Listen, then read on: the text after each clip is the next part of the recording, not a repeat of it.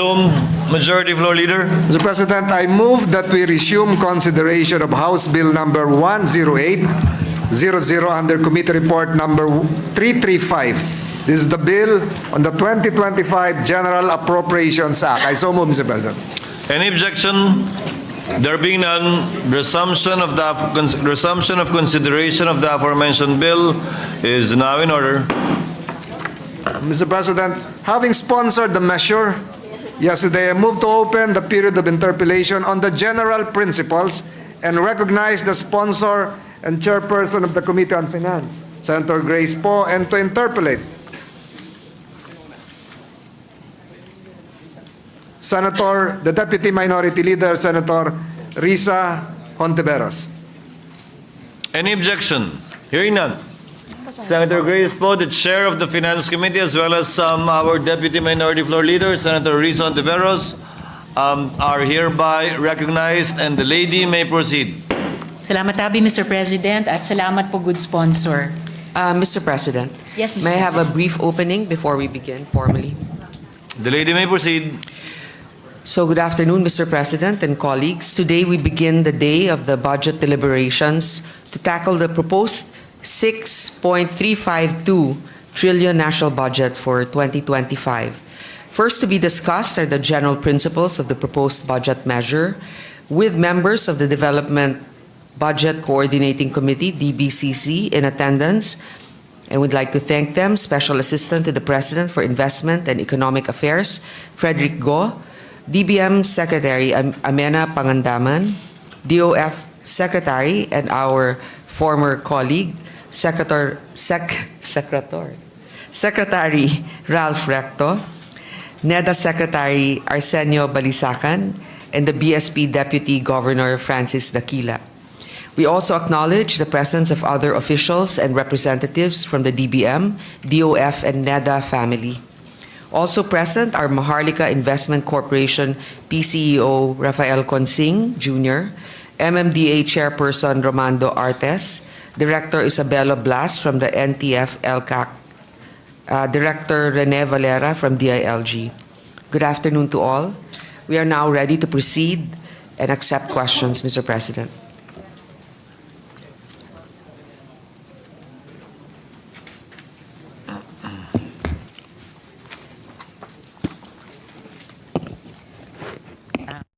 Good sponsor.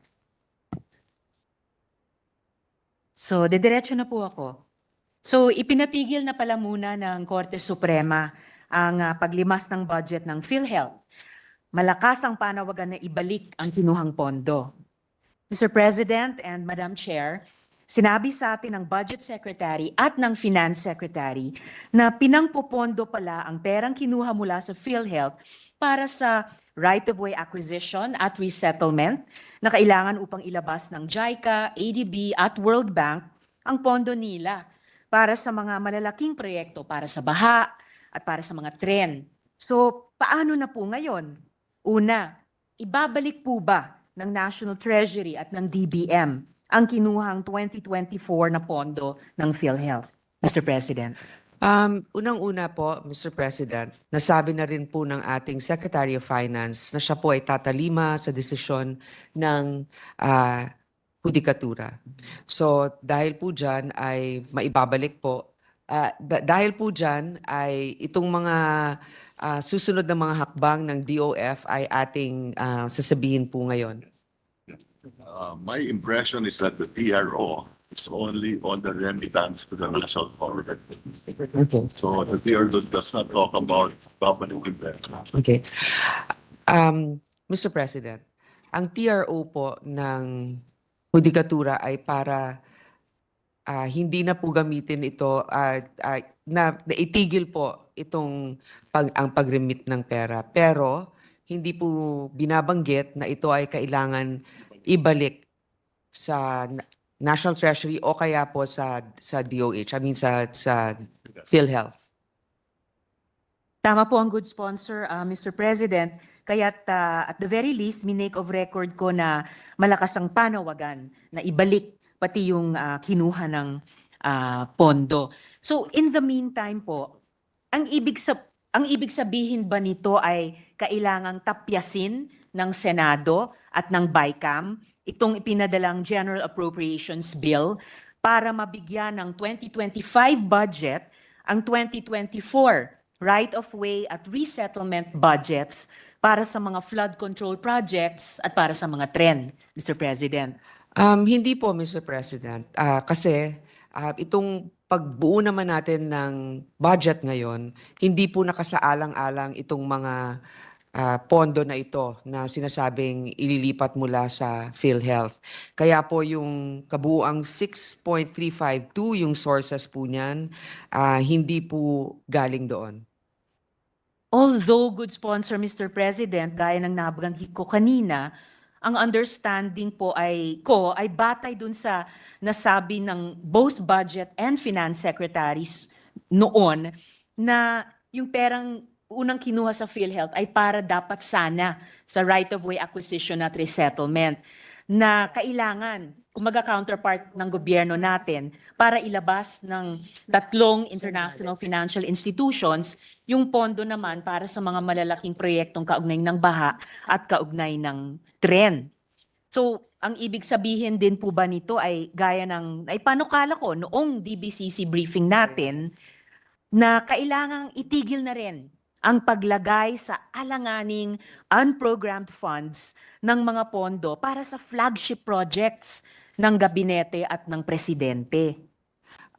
Mr. President, pagkaalaman natin na yung mga kailangan namang bayaran ay nabayaran din sapagkat ang ginamit din po dito ay mga ibang pinagkukuhanan natin ng mga excess revenue ng gobyerno at yung iba naman po na nakikita nating nakasama dun sa mga dapat nakalinyang bayaran ng mga mga proyekto ng departamento, hindi po kompleto ang mga dokumentong naisumiti nila. Kaya katulad din po niyan, nasa level of priority naman. So ang uunahin, yung kompleto na halimbawa shovel ready or all of the other requirements have already been submitted for us to be able to release the funds for them. So the short answer to this is that no, it will not be affected because we have other sources of revenue. And number two, those that are still pending as of now are still in the process of completing their submissions. So, isa-isahin po natin, good sponsor, Mr. President. Yun po bang pondo para sa right-of-way acquisition ay meron na po tayong nakasubi bilang counterpart ng gobyerno para sa mga proyekto na kapartner natin, yung mga IFIs? Yes, Mr. President, nabayaran na po natin ang lahat ng para sa DPWH ayon sa ating budget secretary. At ganun din po ba, good sponsor, Mr. President, meron na po tayong nakasubi or nabayaran na para dun sa resettlement, kaugnay ng malalaking proyekto din sa baha at saka sa tren? Except that yung iba, wala pang submission ng DOTR, pero may partial payment na tayo sa DOTR foreign assisted projects. Most of those projects are lodged within the DOTR, Mr. President, and for now, partial payments have been released. Unfortunately, also in the end of the Department of Transportation, they're still also in the process of completing other submissions before we can release. So sa ngayon po, dun lang sa proyektong resettlement, yung mga bahaging iyon na nakalodge sa DOTR, sabi po ng good sponsor, most are lodged in the DOTR. Anong porsyento ng mga proyektong may kinalaman sa resettlement dahil sa baha at dahil sa tren ay may pondo na? To date, we have Kahit sa kabila ng desisyon ng Korte Suprema. 8 billion, 8.7 Yung resettlement. billion. Kasama na pa nito eh. So almost 9 billion na po ang nare-release natin sa DOTR. Mr. President, as of now, almost 9 billion have been released to the DOTR, and bunched together is also the portion of resettlement. Maybe perhaps our colleague would like us to submit the particulars later on, the components of the exact percentage for the human settlement factor. I would appreciate that very much, good sponsor. Maraming salamat po para doon. And then just for today's interpellation, dun sa almost 9 billion pesos na na-release na sa DOTR, na bunch together nga doon yung portion para sa resettlement. Magkano po yung portion na yon na naka-bunch together sa loob ng kabuuang 9 billion pesos? That's exactly what we are trying to provide, Mr. President, and at the proper time, if our colleague will accept our submission, we don't want to make a guess, even an educated one, but there is a specific item for that. Salamat, good sponsor. And I'm sure the good sponsor will make that information available at the very least by the time natin i-interpellate in plenary yung DOTR budget naman. So babalikan ko na lang po yung tanong na ito at that time. So overall, ano po yung implikasyon? Ano po yung implikasyon ng TRO ng Korte Suprema sa iba pang gastusin na dapat sana ay popondohan ng pera ng PhilHealth? Saan na po kukuha ng pera ang gobyerno? The program is a standby appropriation. There's no trade. Mr. President, for now, it's from the standby appropriations Standby That- appropriation po ang From our standby from unprogrammed. from unprogrammed. Pero so may bahagi pang unprogrammed Pero meron. tawag nito. Pero So sa standby appropriations sa unprogrammed kukunin yung gastusin. Oo, paano po ba ito? All right. I will pause momentarily, Mr. Mr. President, Yes, Mr. President. since that has come from the standby appropriations in the unprogrammed funds, nabawasan yun ng 30 billion. So, kung magkakaroon man ng pagkakataon na may pangangailangan tayo na lalagpas doon magkakaroon ng implikasyon. Sa ngayon, ito naman po yung mga ibang obligasyon natin na hindi nga na dahil nga dito sa desisyon ng Korte Suprema ay magkakaroon ng konting adjustments, pero yung mga kailangan namang pondohan ay napondohan na at yung matitira doon sa unprogrammed nabawasan ng 30 billion.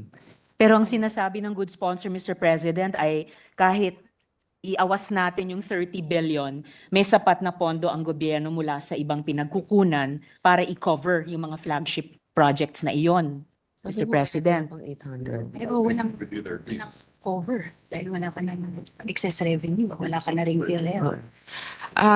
Sa ngayon, wala nang ibang pagkukunan dahil nagamit na nga natin yun. Tapos yung iba naman na natitira sa unprogrammed ay hindi, Excess revenue. pag walang excess revenue, hindi naman din yon magagamit. Yun na Ay, nga hindi po. ma-release. Ayun na nga, speaking nga po of the excess revenues na sinasabi, what specific excess revenues were used to cover the GOP counterpart for the programs or projects under the UA, such as yun na nga pong right of way? Saan galing po yung excess revenues na iyon? It had PDIC. So, hindi naman pinapabalik. Ganun. PDIC, hindi naman pinapabalik. Mr. President, galing po ito sa ibang GOCCs, PDIC in particular. Meron din, 3 billions. at saka dividends ito actually. Dividends galing sa ibang GOCCs katulad ng PDIC at dividends din ito. At dividends rin mula sa PhilHealth. Yung dividends mula sa PhilHealth, hindi po covered ng TRO ng Korte Suprema? Hindi po. Hindi po ba yung dividends nila ay kasama dun sa tinagurian noon na excess funds? There is no dividends from PhilHealth.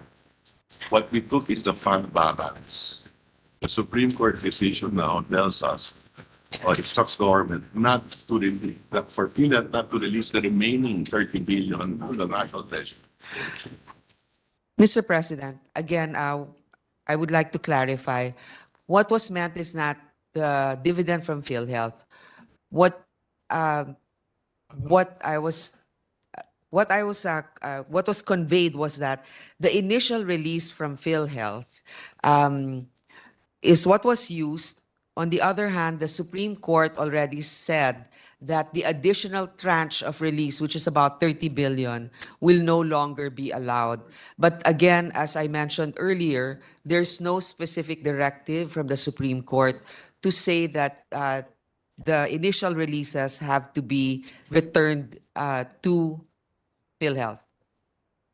Alright, so yung nagamit ng initial release ay nagamit in particular din sa pag-cover nung mga unprogrammed appropriations tulad ng DPWH right-of-way. Tama Yes, ba? Mr. President. Good sponsor.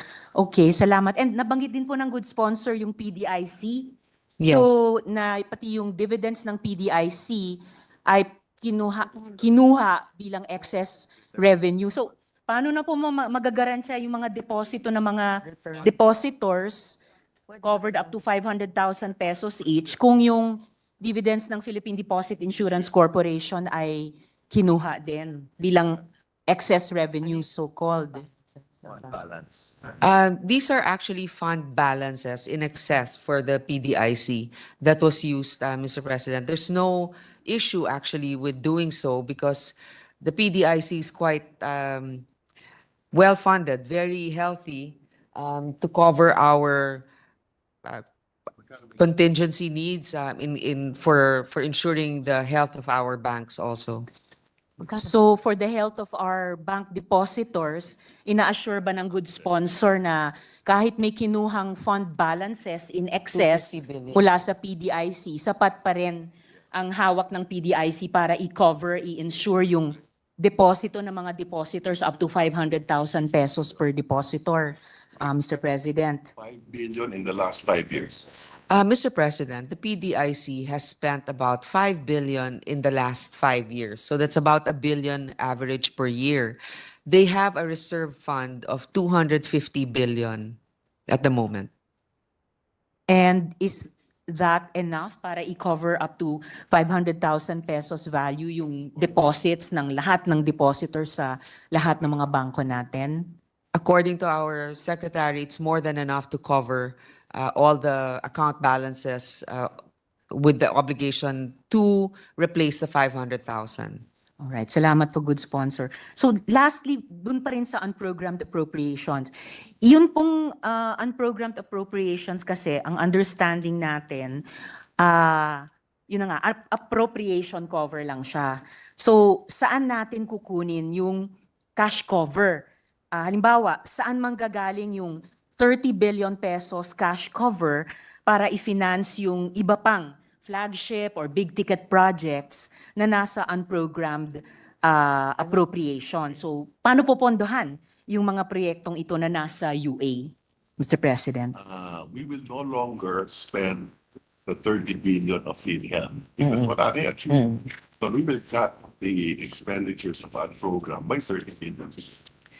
Mr. President, as mentioned earlier, the 30 billion, because there was an order from the Supreme Court not to release the remaining balances, the 30 billion projects that were supposed to be funded from the source of the PhilHealth will now be cut.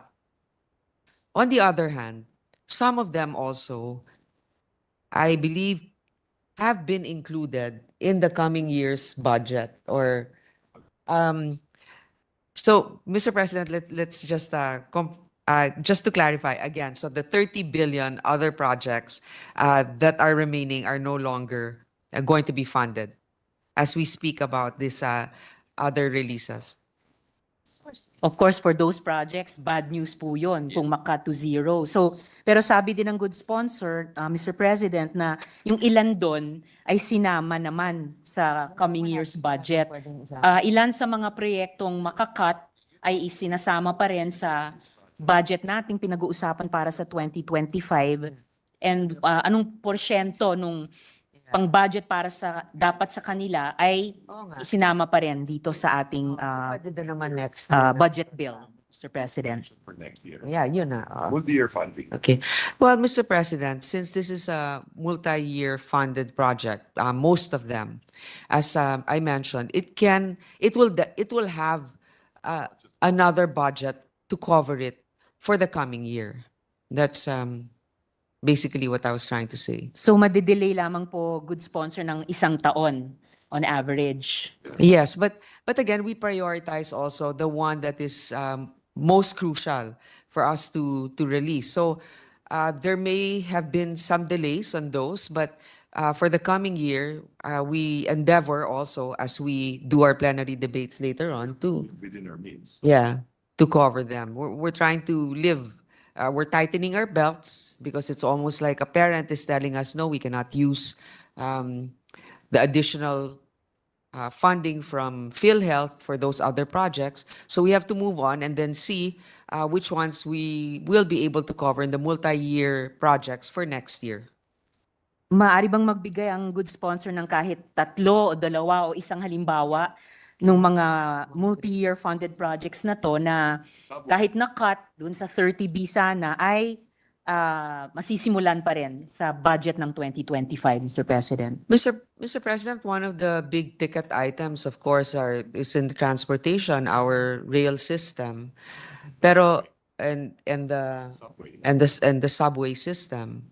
These are all beneficial projects, I believe, for our countrymen, and so I also know that the body, our colleagues, will also support those initiatives in this coming deliberations. Salamat, good sponsor. At sa ganyang pagpaprioritize pa rin at pagsasama na at least ng ilan sa mga big ticket items sa budget para sa 2025, at least in a way top of mind na rin sa atin na dahil ito ay mga transportation projects, kaya nananatiling mahalaga yung mga gastusin dapat para sa right-of-way acquisition at saka resettlement din. Yes, So, actually, Mr. President, I'm very confident because the one that will defend the budget for the DOTR is our very hardworking and knowledgeable colleague, Senator JV. So he has a lot on his shoulders right now, but I'm sure he's already very prepared for it. Maraming salamat, good sponsor, Mr. President. Dito sa usaping ito na kaugnay nung Supreme Court TRO on the GAA 2024 General Provisions, at the proper time, maghahain po ako ng panukala sa ating General Provisions upang tiyak na hindi na ito mauulit sa proseso ng Budget Bicameral Committee at bilang respeto na rin sa proseso ng paglilinaw sa Korte Suprema. So, Yes, Mr. President. I mean, we welcome the colleagues' amendment and proposal because anyway, this is also to reiterate what the Supreme Court has already pronounced. Salamat, good sponsor. Dako naman ako, Mr. President, sa fiscal risks. So, Madam Chair, sa proseso po ng pag-aproba sa budget nitong 2024 GAA, nagkaroon ng nakakabahalang pagbabago sa mga prioridad sa pagpopondo. Para pong naglaho yung malalaking pondo na dapat sanay para sa mahalagang infrastruktura na panlaban, halimbawa, yun na nga, sa malalaking baha. Pinalitan po ito ng napakaraming maliliit o hyperlocal projects, mga proyektong mas mainam sanang idinisenyo at pinondohan ng may ambag ang mga lokal na pamahalaan. Parang binutas po ang budget para sa flood control, para lang maglagay ng maliliit na pantapal sa iba't ibang lugar. Ang paglilipat ng pondo mula sa mga kritikal na infrastruktura tulad ng flood control patungo sa mga hyperlocal projects ay maaring magresulta sa kakulangan ng proteksyon laban sa mga pagbaha sa hinaharap. Nakita na rin po natin ngayong taon. Isipin natin, no? Isipin ninyo para tayong naghanda ng payong para sa malakas na bagyo, tapos pinalitan lang ng mga dahon ng saging. Bukod pa rito, maaaring mapilitan ng pambansang pamahalaan na umutang ng todo sa mga darating na taon para maibalik yung mga proyektong tinanggal sa prioridad ng budget legislation. Bagamat lalong lumala hindi naman po bago itong nakakabahalang kalakaran ng pag-reallocate ng pondo. At hindi lang ito sa flood control. Sa mga nakaraang taon at dekada, may mga pagkakataon na pati ang budget para sa mga mahalagang bagay tulad ng pensyon ng mga uniformed personnel at pambayad utang ng mga obligadong bayarin ng DBM at ng Pangulo ay ginagalaw din at dinidemote sa unprogrammed funds. Nakakabahala po na ang mga pondong para sa mga bagay na hindi maiiwasan ay binabawasan para pagbigyan ang mga gastusing pwede namang iwasan. So dahil lumalala at paulit-ulit na ginagawa ito, ang pag-accommodate ng mga pwedeng iwasan ng mga hyperlocal projects at ang pagpapalobo ng mga panukalang gastusin ng DBM sa GAA, isang mahalaga para po sa aking tanong din ang lumilitaw. Madam Chair, kung aaalang-alang na posibleng labag sa konstitusyon ang mga GAA, programmed at unprogrammed na lumalagpas sa mga panukala sa NEP, maaari po kayang manguna ang sponsor at chair ng Finance Committee sa pagbuo ng isang resolusyon natin ng Senado at isang general provision na magtitiyak na susundin ng mahigpit ang prinsipyo na ang GAA ay hindi dapat lumagpas sa panukala ng NEP at resolution at general provision na titiyakin na ang mga pangako ng gobyerno para sa mga prioridad na na-vet ng NEDA ay hindi ilalagay sa kategorya ng unprogrammed fund, Mr. President. Yes, of course, Mr. President. Kaisa ninyo ako doon na talaga namang hindi dapat lumagpas, no? At ang isa pa, yung pagdating sa mga resolusyon, bilang chairman ng inyong Committee on Finance, syempre isinaalang-alang ko ang lahat ng mga proposals ng ating mga kasama. So titignan natin yan, bubusisiin natin, lalong-lalo na pagdating sa budget ng DPWH, ang lahat ng mga proyekto na sa tingin naman natin ay nadodoble o hindi naman kailangan sa ngayon at sa tamang panahon, lahat naman tayo ay magkakaroon ng pagkakataon na magbigay ng suhestyon na ito ay madagdagan o mabawasan.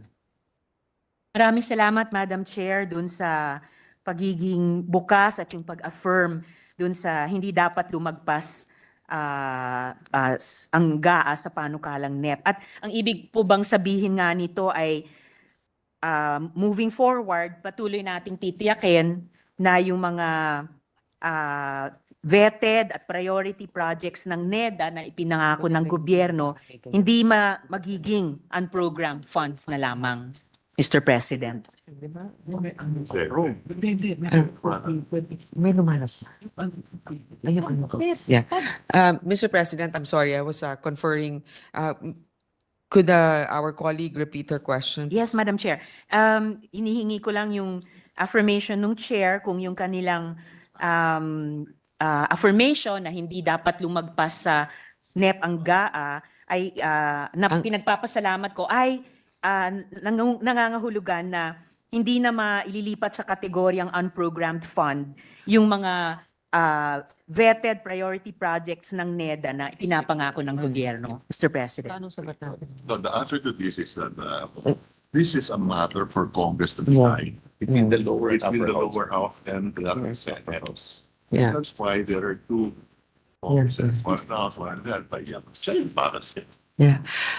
Mr. President, although I agree also with our colleague with regards to this, syempre we live according to our means, right? There are certain processes, as you know, that this is not just a unilateral decision of the Senate, but we will endeavor also to stick to whatever the NEP has given us to work with. But again, it will really need firm resolution within us and within our group also to push for this. But again, there are other contingency factors that may have to be considered. But at the moment, I agree with Senator Risa, Mr. President, that this is something that we need to work on. Maraming salamat, good sponsor. At the very least, pwede ko bang isara itong paksang ito na may assurance mula sa chair na susubukan natin at subukan ngayong taon na bilang partner sa DBCC sa sa mga component agencies niya na hindi na maulit Oo. na yung pinangakong priority vetted projects ay mailipat sa unprogrammed funds lamang, Mr. President. Yes, we will, of course, we will try to include all of these priority projects or projects that we feel will be really necessary and beneficial in the regular budget na hindi unprogrammed. Ngayon, again, we will go back to the source of unprogrammed, which is excess revenue. Having already learned that there are certain factors that cannot be used to fund unprogrammed funds. For example, itong ang sa PhilHealth, talagang it will also remind us to stick within a parameter, within our means. So unless it's absolutely necessary, we really shouldn't have to go beyond what is prescribed by the NEP. Kasi kung wala naman tayong excess income, wala din naman tayong gagastusin. Maraming salamat, good sponsor.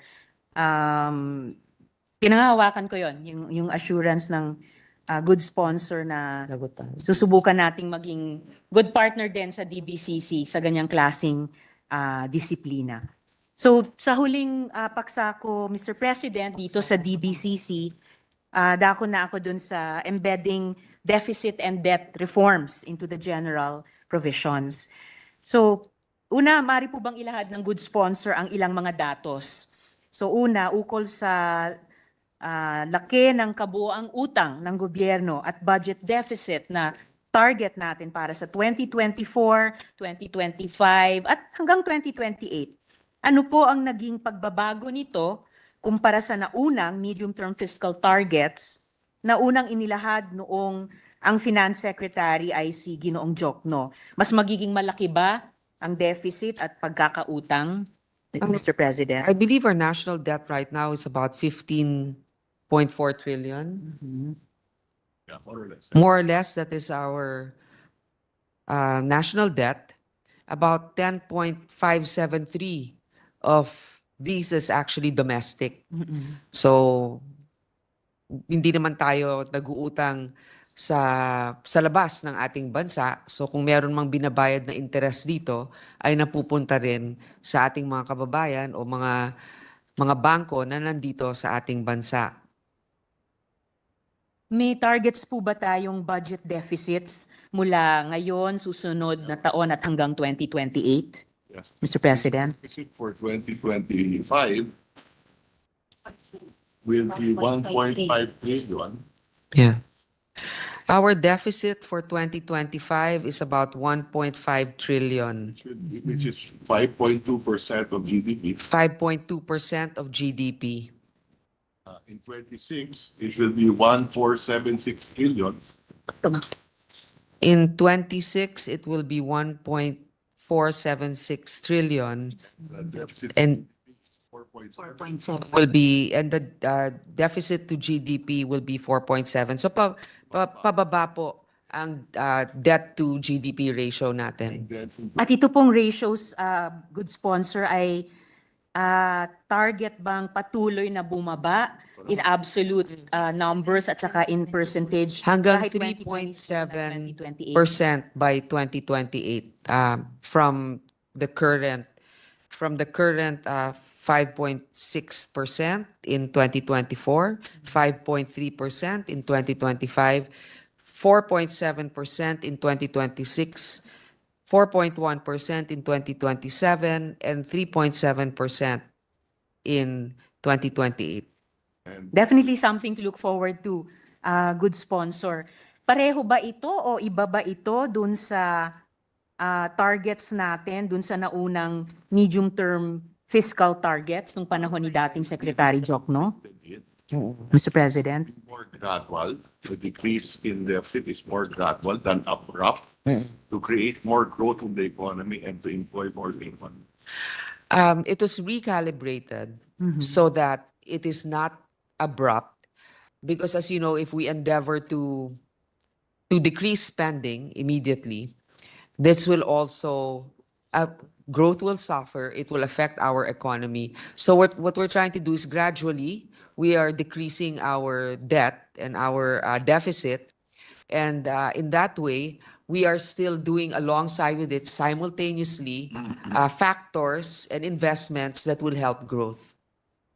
Salamat, good sponsor. So, hindi po magiging mas malaki ang deficit at pagkakautang natin hanggang 2028. Hindi po. With the permission of Senator, Yung ratio. Yeah. with the permission of Senator Risa, Yes, just to Mr. clarify, reducing the deficit and reducing the debt to GDP ratio are two different concepts. May the chair find out from the sponsor, Ano yung total? Correct. By reducing the ano po yung strategiya para bumaba yung deficit? Nabanggit kanina yung isa, lower spending. Ano po ba yung ibang strategiya pang ginagawa para bumaba yung deficit? increase revenue. Kasi halimbawa, yung pagbaba ng debt to GDP, pwedeng umuutang pa rin tayo ng malaki o mas malaki pa nga, pero mas malaki yung paglago naman ng ating ekonomiya. So yung debt to GDP ratio mo, bumababa. Pero yung deficit, sabi ng sponsor kanina, ay bumababa din. At nabanggit din, rinig ko hanggang dito yung boses ng Secretary of Finance na reduce spending. Ano pa ibang strategiya para pababain yung deficit maliban sa pagpapababa ng aktual na budget at gastusin ng pamahalaan? Yeah, yes, to clarify, Mr. President, correct. Our deficit, our debt may not necessarily decrease because we continue to spend, but the debt to GDP ratio will go down. The strategy is The strategy is promote growth first. promote growth first. That if you're growing, revenues increase. When you're growing, your revenues are increasing. And that's exactly why we are able to forecast that the debt to GDP ratio is going down because of the increased revenue. Increase in Actually, that's the Increase in point. growth because of the revenue. That's what I wanted on the record, that if at all it is pegged on the increased GDP, which will reflect in increased revenue and not necessarily new sources of revenue. we may have to do combination. Now I cannot hear the voice of Secretary Recto anymore. We might have to do a combination of both new sources of revenue and increased revenue. Thank you, Madam Sponsor. Salamat, Habi, Mr. President. And thank you for that, Mr. President, because that does remind me na so far we've been talking, data-wise, we've been talking about the target deficit and target debt to GDP ratio. Pero yung variable doon, yung absolute value ng debt, ito ba'y liliit or lalaki from the current 15.4 trillion year on year hanggang taong 2028, Mr. President?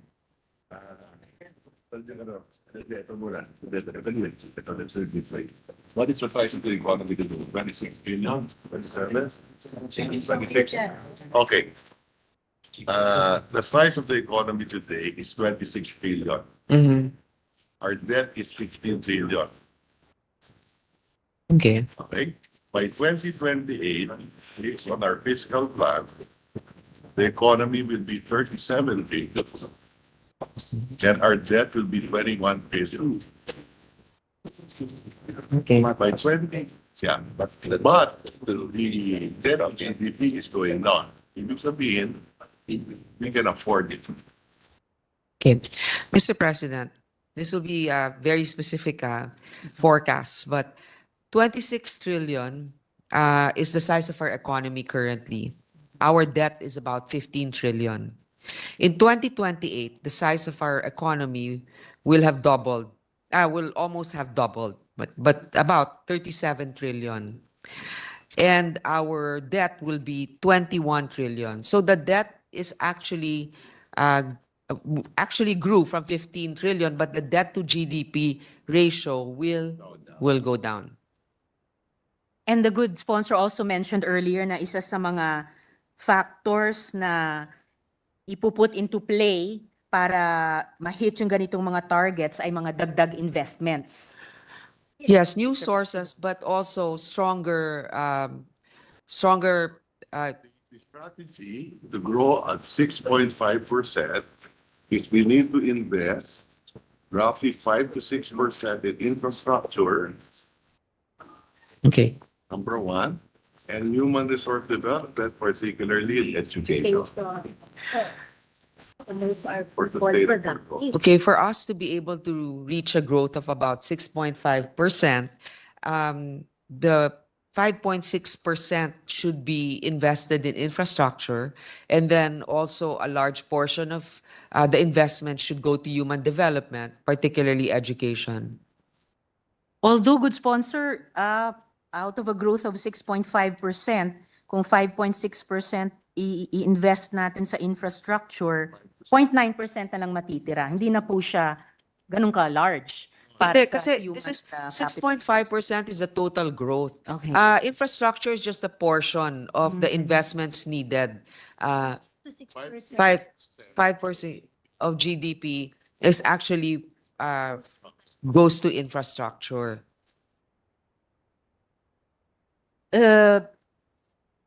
Magkaiba Para- kasi yung 6.5 growth yun eh.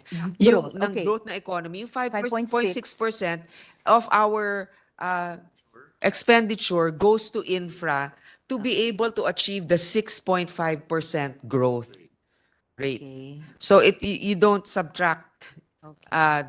that number literally.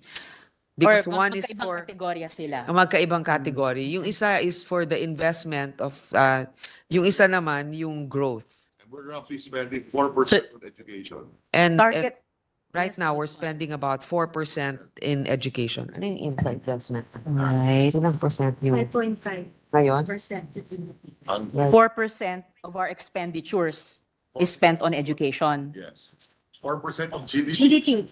GDP. or of GDP. 4% of GDP is 4%. education. Pesos. 1 trillion pesos goes to education.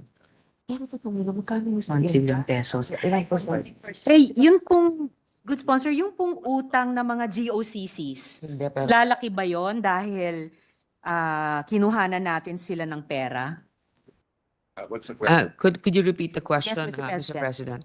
Yes, yung utang po naman ng mga GOCCs, lalaki ba yung utang ng GOCCs dahil kinuhanan natin sila ng pera? That's nothing to Mr. do. President. Wala nga po eh, kasi yung GOCCs na nabanggit, dalawa lang naman yun.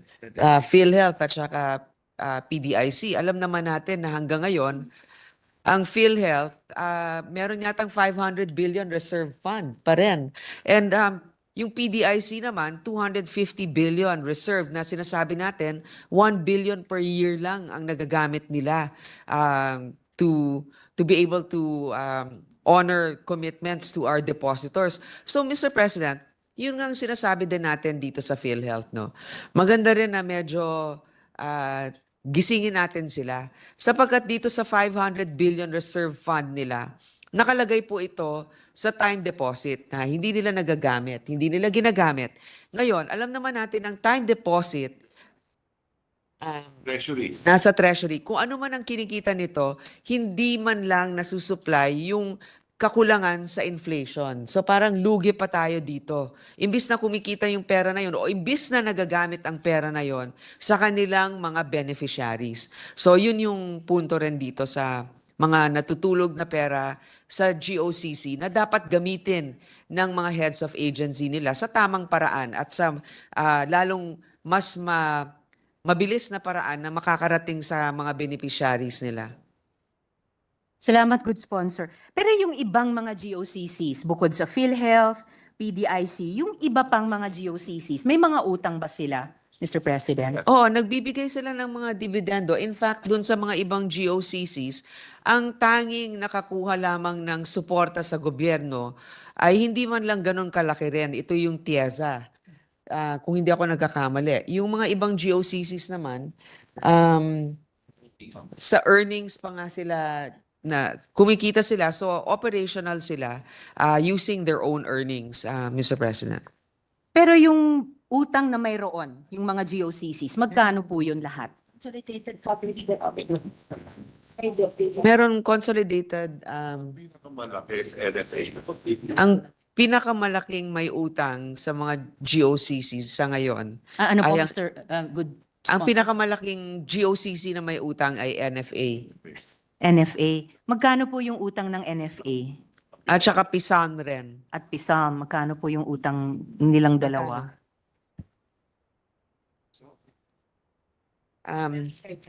Hin- hinahanap pa namin yung datos para mas maging eksakto. Salamat, Good Sponsor. At itong... Maybe we can go to the next question, or we can, if our colleague won't mind, maybe we can give you that exact figure in a moment, but we can go with the next question. Thank you, Good Sponsor, Mr. President. I don't mind at all. Yung follow-up question ko lang naman ay yung pong utang ng NFA, utang ng PISAM, utang ng alin pa mang ibang GOCC, kasama na po ba yon sa debt figure na 15.4 trillion or hiwalay pa po yon? No, we're using it like land bank. Kasama ba? Mr. President, the total resources of the GOCC is about 4.2 trillion. Question niya kung kasama yung GOCC na utang sa 15. Hindi po kasama.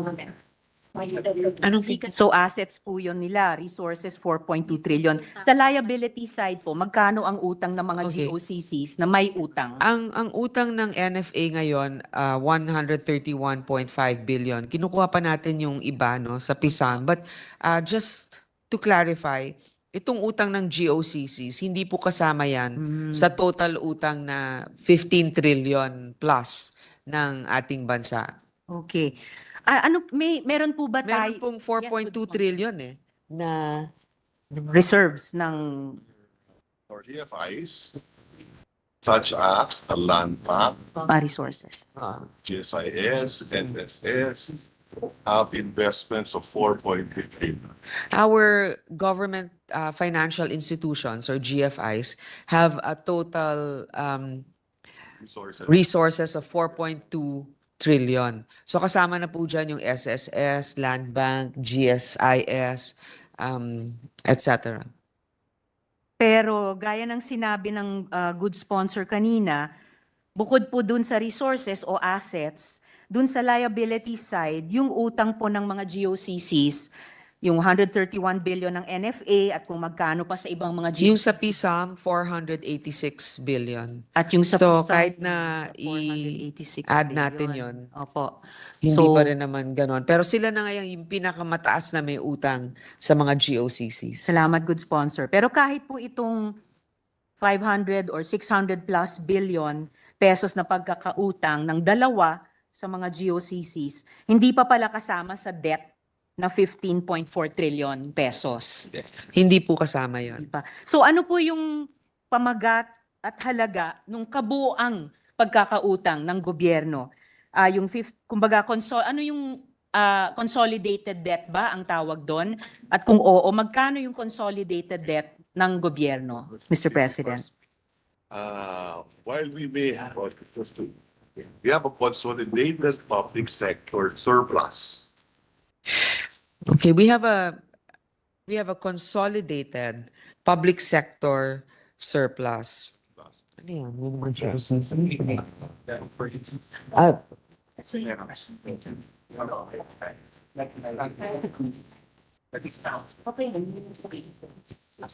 So cash flow po ito, yung consolidated public sector surplus. Um, I'm not there. But you know, it would be at that moment. Take a look at it.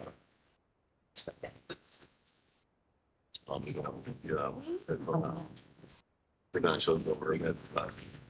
You said that, see it. So it's, look at the public sector surplus.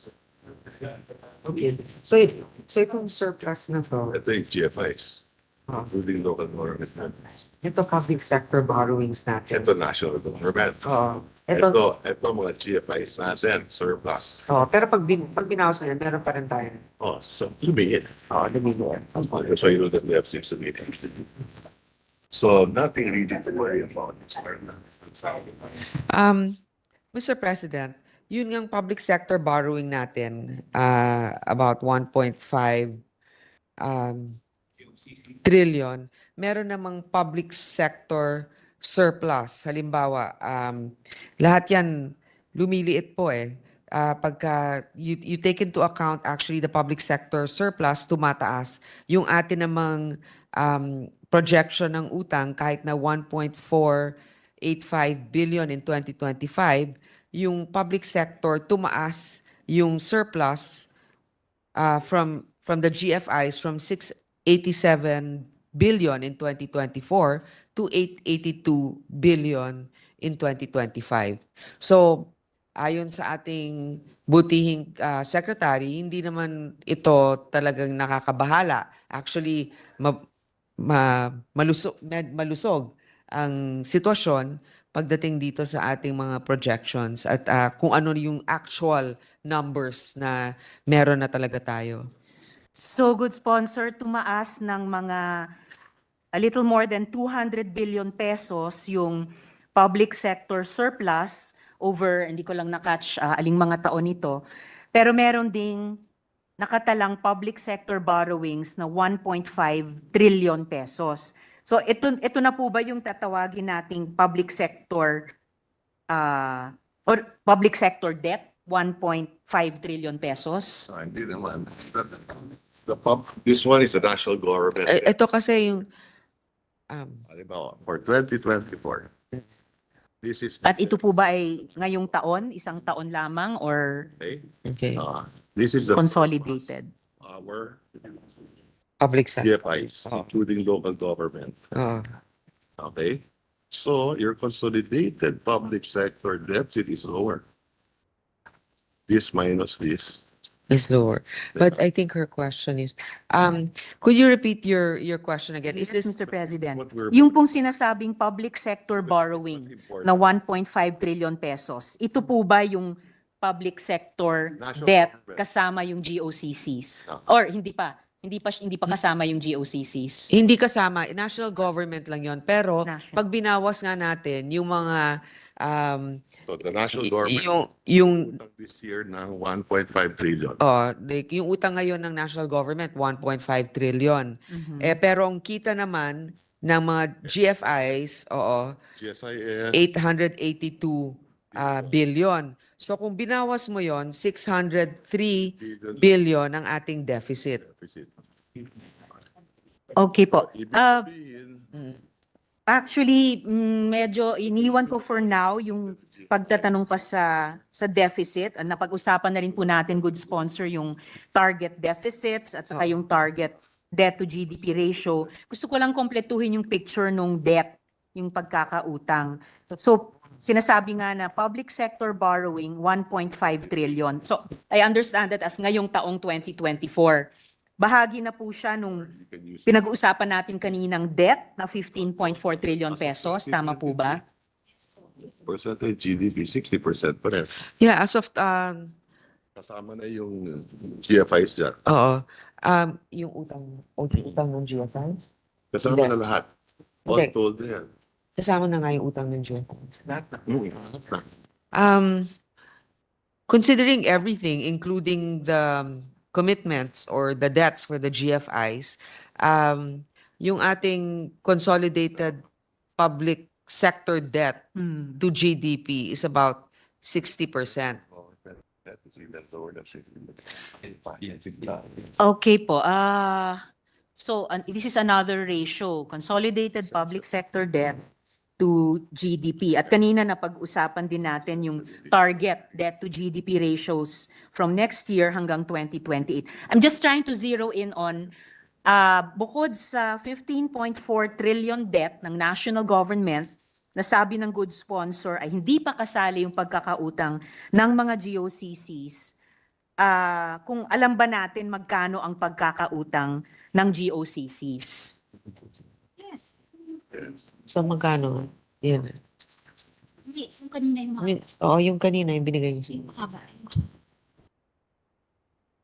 Kasi po ang GOCCs natin, kung di ako nagkakamali, ang bilang nun mga 250. Nabanggit ng good sponsor ang NFA. NFA, opo, at ang PSALM. Isam. Opo.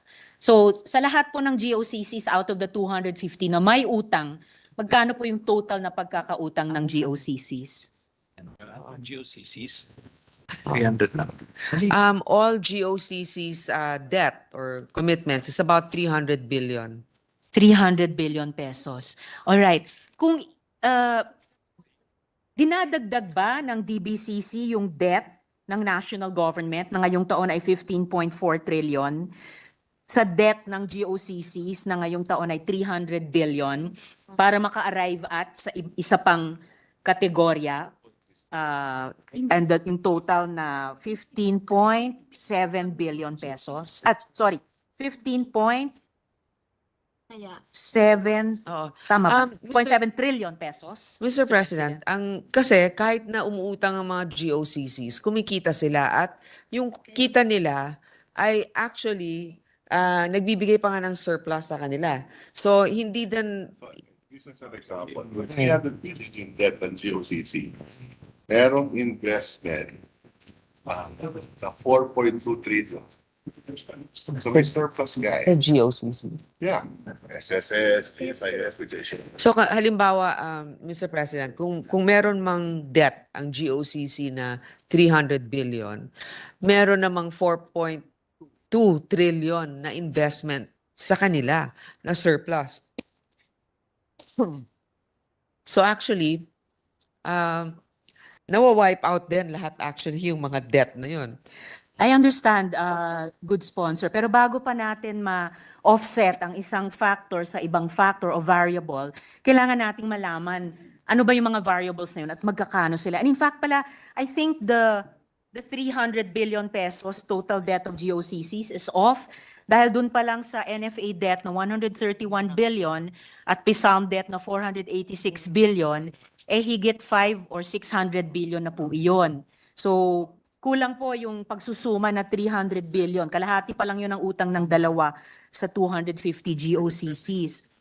So, I'm just trying to find out po, parang sa isang household. So, halimbawa ako, solo parent.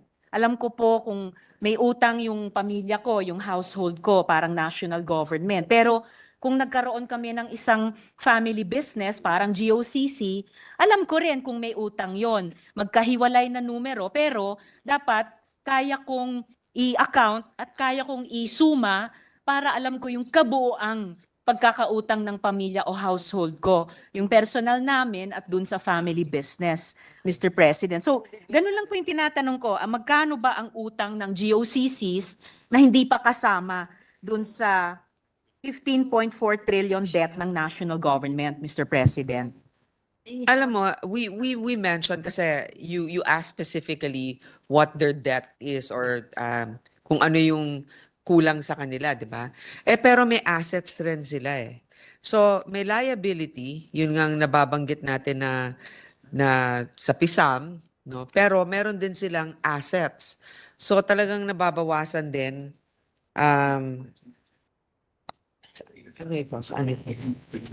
Mr. President, good sponsor. Gayun din, assets is another variable, another factor. Yung offsetting natin can give us an overall sense, a sense of assurance, a sense of well-being, a sense of confidence. Pero kailangan muna natin malaman yung basic, yung component variables niya. Hindi ba alam ng national government magkano ang utang ng mga GOCCs? Kasi okay lang kung ganun ang sitwasyon at ganun ang sagot. Alam natin na may utang ang national government ng 15.4 trillion, but for whatever reason, hindi natin alam magkano ang utang ng GOCCs. Kasi kung ganun, di pwedeng ang isang step forward natin ay alamin ng national government, alamin ng DBCC, magkano ang utang ng GOCCs, Mr. President.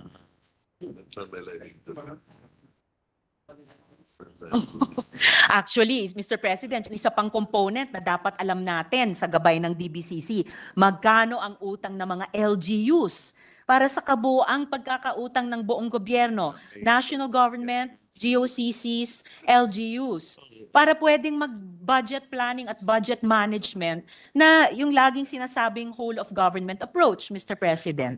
Example.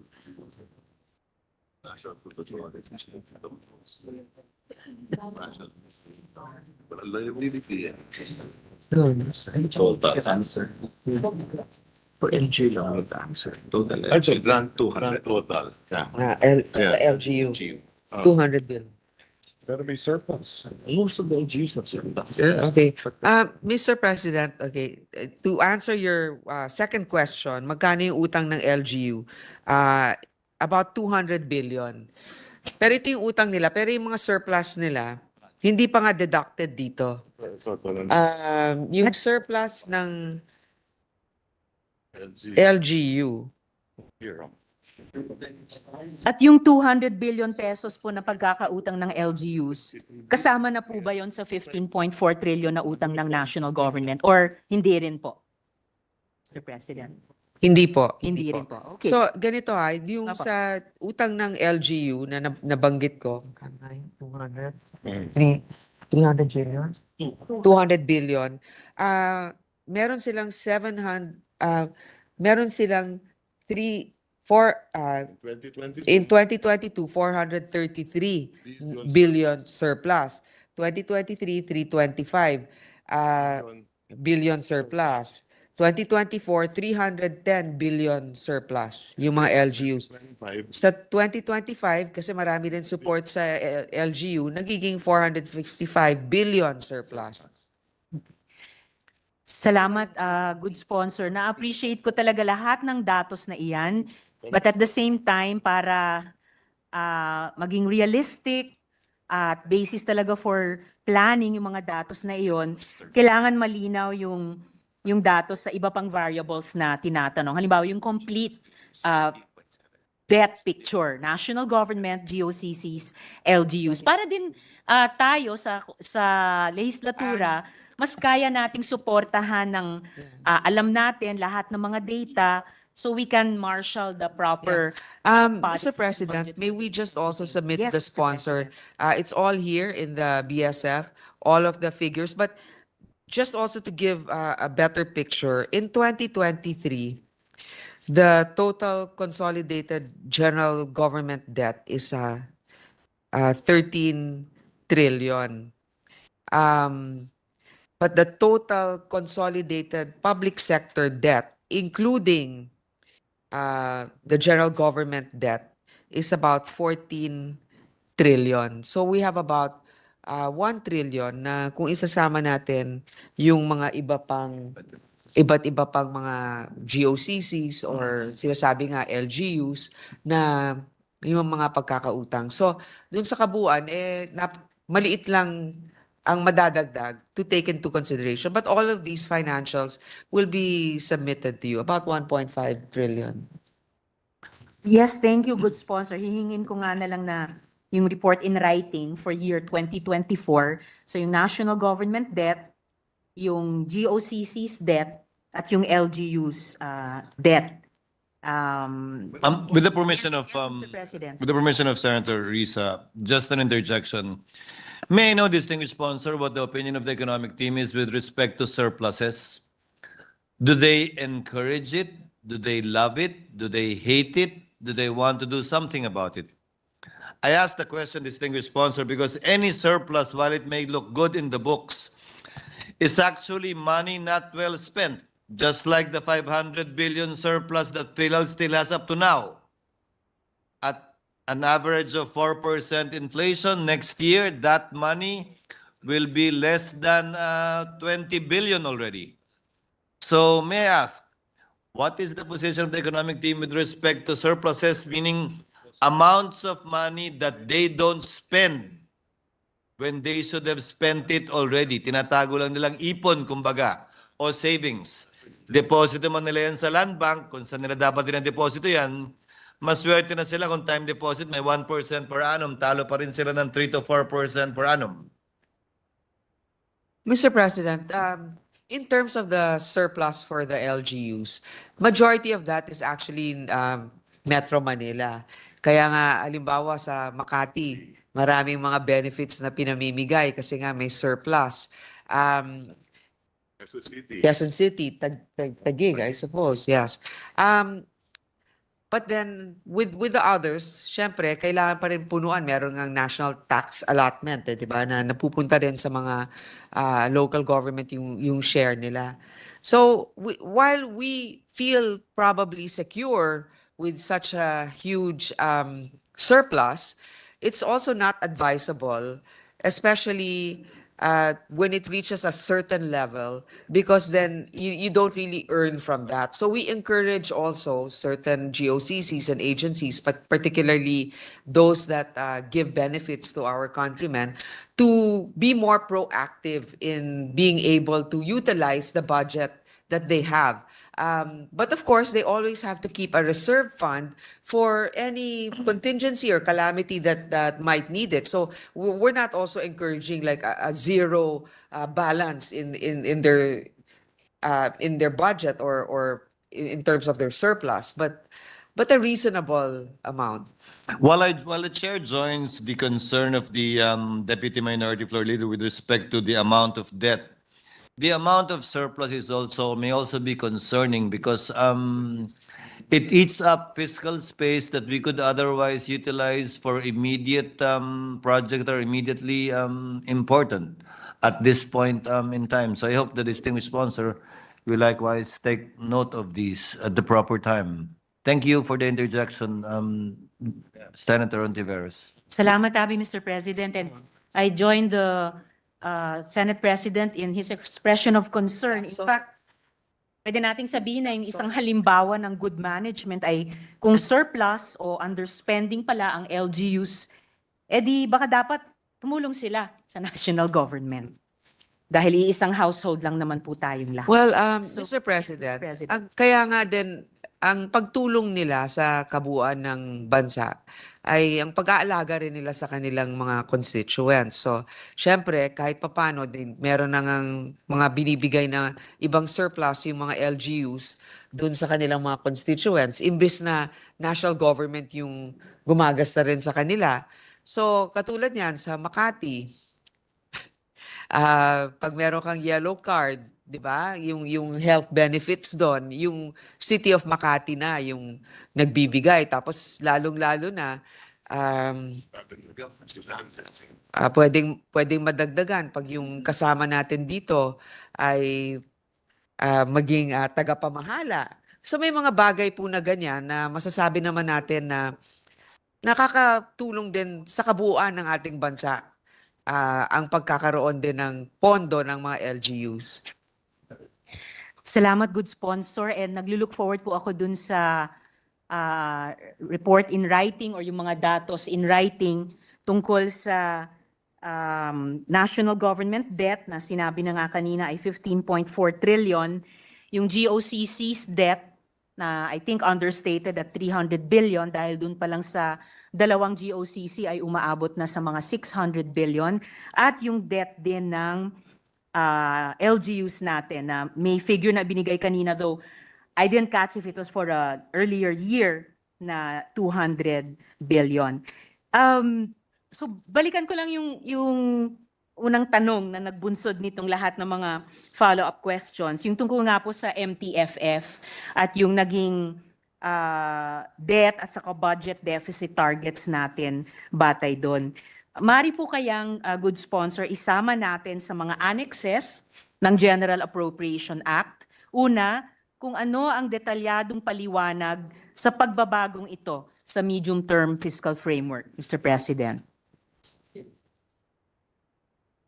Pakiulit po yung tanong. Yes, Mr. President. Kasi sinabi po ng good sponsor kanina, nagkaroon ng recalibration sa pagitan ng MTFF nung panahon ni dating Secretary Jokno at yung kasalukuyan nating debt at saka debt to GDP ratio targets. Posible kayang may detalyadong paliwanag sa pagbabagong ito dun sa annexes ng GAA, Mr. President? Hindi. Wala po sa annexes ng GA, but we can provide We can provide the details for that. Bakit nagkaroon ng calibration. Pero wala po sa GAA yan. So if the um, gentle lady will agree that we submit that to her so that it's more comprehensive for her review. Thank you, good sponsor. Pero pagkatapos naming tignan, magiging bukas ba ang good sponsor? Isama nga ang isang detalyadong paliwanag sa annex ng GAA 2025, Mr. President. kasi may possibility ulit na ma-revise and depende kung Alam- Oh, Mr. President, it's also here for the record when it can be submitted later on in plenary. We can verbalize it here.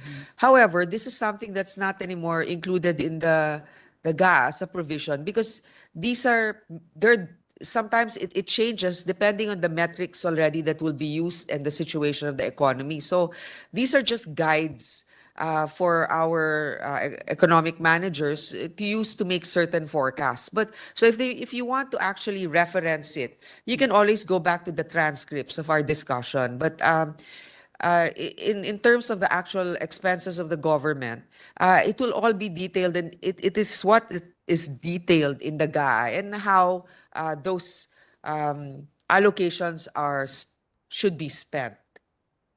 Salamat, good sponsor. Kaya ako itinatanong ito kasi naalala ko nung pinag-uusapan natin yung medium-term fiscal framework bill noon, nabanggit, kung hindi ako nagkakamali, and correct me if I'm wrong, nabanggit ng sponsor noon, si dating Senador Sonny Angara, na yung MTFF ay magiging gabay sa ating budget-making process. That being the case, and yun na nga po, unless I am wrong, I'm sure ang hugis naman po ng GAA natin ay hindi unchanged mula nung pinoproduce ito ng Kongreso ng Republika. So, magiging bukas ba ang chair na ang good sponsor na ngayong taong GAA 2025, yung isang pagbabago at tingin ko it may be a good change, ay isama nga po yung detalyadong paliwanag na ito sa isang annex ng GAA, Mr. President. Mr. President, unang-una, global factors affect also how our economy will be. Somehow, at the time, those parameters were made bago pa lang yung Russia-Ukraine war. In fact, we were surprised how much that has affected global trade and supply when it comes to wheat, basic necessities. Now, meron na rin tayong factors ng Israel conflict, di ba? And the recent elections in the US, I mean, what would that indicate? Would it be a stronger economy for the US? How does that affect the Philippines in particular? Will a stronger dollar affect our currency for the better? Or, I mean, it's always a factor that needs to be considered. That's why to put a very detailed explanation or parameters in the GAA will eventually be a violation later on when factors change and we are not flexible. Salamat, good sponsor. I don't share the good sponsor's apprehension about that dahil annual naman yung ating budget instrument at maaring i-reflect sa GAA ng 2026 ang anumang pagbabago na maaring mangyari sa loob ng isang taon without violating ano dapat yung mga prinsipyo sa isang budget instrument. So pag-aaralan ko na lang ulit, good sponsor, and to present once more at the proper time for the reconsideration of the good sponsor. So, dun pa rin po sa annexes ng GAA, maari kayang isama na dahil mayroong mga bagong targets sa ating bagong MTFF para sa gagastusin, kikitain sa tax at uutangin, maari din po bang makita sa GAA kung anong mga hakbang ang gagawin para maabot naman at hindi basta-bastang mai-adjust yung mga bagong targets na ito, Mr. President? Mr. President, going back to the MTFF, there's a provision in the last year's, 2 years ago, MTFF, that in 2025, we are going to review the short and medium term fiscal indicators. Maraming salamat sa paalalang yun, good sponsor. So, tempted talaga akong balikan yung naunang tanong ko. Dahil nandun naman pala sa MTFF yung 2025 review, niyang short at medium term targets at yung framework mismo. So, hindi kaya napapanahon na dahil i-review yung MTFF pala, may maisama sa kung ano yung acceptable sa good sponsor at sa DBCC, may maisama sa annexes ng GAA parallel dun sa pag-review sa MTFF, yon yung detalyadong paliwanag at yung mga hakbang na nagagawin, Mr. President. Tapos sa Jill, Also, good sponsor kasi tuloy-tuloy naman pong pinag-aaralan ng DBCC sa kanilang taunang fiscal risk statements ang mga dahilan kung bakit hindi madaling maabot ang mga MTFF targets na ito. Mr. President, masasama po yan sa budget of expenditures and sources of financing sa 2026. Kasi yan ang kalakip ng NEP, no? Yung nagiging basihan ng NEP ay ilalagay nila dun sa kanilang BSF. So makikita natin ano ang naging basihan ng NEP para irekomenda itong budget na ito na pag sa Kamara.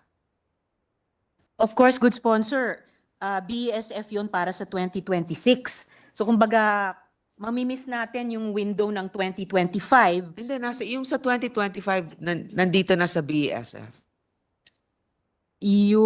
Sorry, Miss. Yung para sa Sponsor. 2025, nandyan na sa BSF ang indicators para sa PFF, di ba? Sorry, I must have misheard the good sponsor, Mr. President. Akala ko sa BSF 2026 maisasama. Nandyan na yung macroeconomic parameters nasa page 1 ng BSF. Ngayon, ang sinasabi nating total review nito, no, how it has actually fared in the years, in 2025, there will be next year, the DBCC meets quarterly as well to evaluate the indicators. And yung pong total review nila next year 2025, maisasama nga po sa BSF ng 2026. Palagi namang kasama eh. Yes. Yung ano So, nila. opo. Yung page 1, I'm sure you have a copy of this, pero yung page 1, nandun nakalagay yung mga indicators natin. And actually, yun yung naging basis nga natin dito. Halimbawa, nominal gross national income, yung GNI, real GDP, population, unemployment rate, etc. Which, by the way, yung unemployment rate, bumaba, di ba? Bumaba sa ngayon, pero syempre we're looking at an average here. So yun yung naging reason, yun ang naging basis, paano sila gumawa ng budget for this coming year. Yes. Salamat, good sponsor. Of course, also, annual nga po yung BSF tulad ng gaan Tapos may natin. quarterly meeting ang Mr. DBCC. Quarterly meeting ng DBCC. Yeah, it's a projection for the next until 2028. There's a projection there. At meron din projections until 2028. Pero gaya nga ng sinabi natin, nagbabago rin yung mga projections based on the global situation as well as domestic situations. Like, kunyari, nagkaroon tayo ng bagyo o kung ano man yung mga nangyari dito or denubyo o sa ibang bansa naman, nagkaroon nga ng conflict. Nag-iba yung namumuno sa isang bansa na nakaapekto sa atin sa magandang paraan, sana. I share the hope of the good sponsor, Mr. President. And gaya po ng sinabi ng good We have to be sponsor, positive also somehow, di ba? always good sponsor. Let's manifest what's good for our country. Amen, good sponsor. And gaya po ng sinabi ng good sponsor, Mr. President, annual nga po yung BSF. And ang karagdagang hinahanap natin ay action plans para sa 2025, 2026, 2027, at 2028. Sabi nga po ng good sponsor, may projections para sa 2028. So yung action plans po. Pwede rin po bang isama yon sa annexes ng GAA? Oh, meron naman nasa Philippine Development Plan, Mr. President. Saan na ba yung ating, meron ako ditong notes. Philippine Development Plan target, unemployment rate decrease, increase, meron, which actually ngayon, di ba, yung 2024, nag-umpisa tayo sa 4.4%. Nasa 3.7% tayo ngayon. Yung iba naman, halimbawa yung debt to GDP ratio natin na bumaba. Right now, we're on track towards that. 3.7% yung ating forecast for 2028. And then increase to upper middle income status in 2025. Yung per capita income natin tumaas from 4,256 US dollars in 2023 to 4,363 US dollars in 2024. We are anticipating na magiging 4,619 in 2025. Yun yung mga kasama natin dito sa yun nga, yung Pillar 1, to develop and protect capabilities of individuals. Pillar 2, transform production sectors to generate more quality jobs and competitive products. Pillar 3, create an enabling environment for our citizens. So, may mga ganun tayo na palagi namang kasama yan. Yan yung Philippine Development Plan natin. Although of course, good sponsor, ito po ay mga targets. At ang karagdagang hinahanap natin ay yung action plans year on year. Actually, Yes, itong Mr. President. Mr. President, to credit also the current administration, ngayon gumawa na sila ng medium-term fiscal framework. Dati kasi wala noon. Yes, Mr. President, good sponsor. Yung huling tanong ko po kaugnay nitong MTFF nga, mari din po nating kayang iutos sa loob ng GAA na sa tuwing nagbabadya ang muling paglihis mula sa mga sinabing magiging gastusin, kikitain at uutangin, ay obligahin natin ang ating economic managers na ipaalam ito sa Kongreso, Mr. President. Yes. Salamat. Salamat, good sponsor. Good sponsor, nandito po ang isang IMF team noong nakaraang Disyembre 2023. At nireview nila ang ating sistema ng pagbabantay sa ating deficit targets at debt targets na nakapaloob sa MTFF. Sinasabi ng IMF team na mas kapanipaniwala ang ibang bansa sa ASEAN gaya ng Vietnam, kapag sinabi nilang hanggang dito lang ang uutangin ngayon at sa mga susunod na taon. Nasa batas nila. At kaya ang DBM, DOF, NEDA at Treasury nila ay obligadong sumunod sa batas. So kaya rin ako siguro parang makulit, Madam Chair, itanong kung pwedeng sa annexes ng GAA mismo ilagay itong mga paliwanag, hakbang, etc.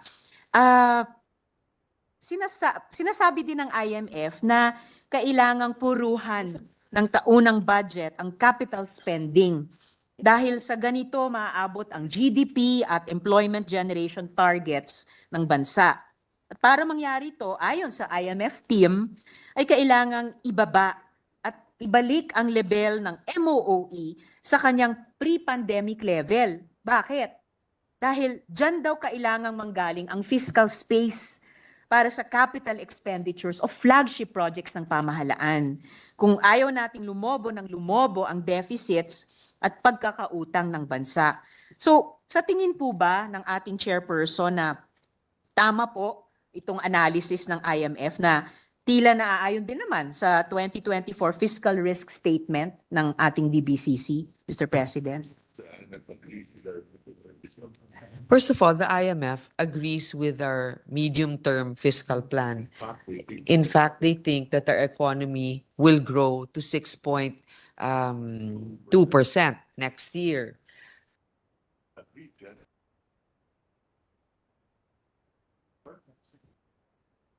investments. We actually agreed to make our expenses lower in certain sectors so that we can invest more in infrastructure. Also, it's good to take note that our GDP compared to other ASEAN countries is actually quite higher. This year, the highest in the second Next to Vietnam, next to Vietnam, highest. we're the second highest. And one of the highest actually in the world. And this is at 5.5% this year, which will actually reach about 6% at the end of the year. We're already at 6.1%. So, I mean, syempre, maganda naman ng mga opinion din ng IMF, pero wag din natin mamaliitin yung opinion ng ating mga economic managers na nakikita rin naman nila sa kabuuan yung mga nangyayari dito sa atin at kung paano ito nakakaapekto sa atin. Pero gaya nga ng sinabi ninyo, kami ay sang-ayon na dapat din talaga yung ating mga paggastos ay naayon din sa ano, dun sa And actually, good sponsor, pati yung analysis ng IMF ay parang hindi rin naman minamaliit yung ating okay. DBCC kasi naaayon nga yung analysis nila sa 2024 fiscal risk statement ng DBCC, Mr. Yes, President. Mr. President, if I may just Mr. add, President. yung binigay ng ating kasama dito, 2023 evaluation ng IMF, in fact, in 2024, in 2023, Last month, may la- bago silang- last month, meron, bago silang, last month, ang sabi nila, then this is one of the oo, conclusions. the Philippines has successfully navigated multiple external headwinds in recent years. Growth has been resilient despite elevated commodity prices, weak external demand, and an unprecedented tightening in global monetary conditions. The GNI per capita increased strongly to US 4,230 in 2023, putting the Philippines on track to soon achieve upper middle income country status. The poverty rate, while still high, declined to 15.5%.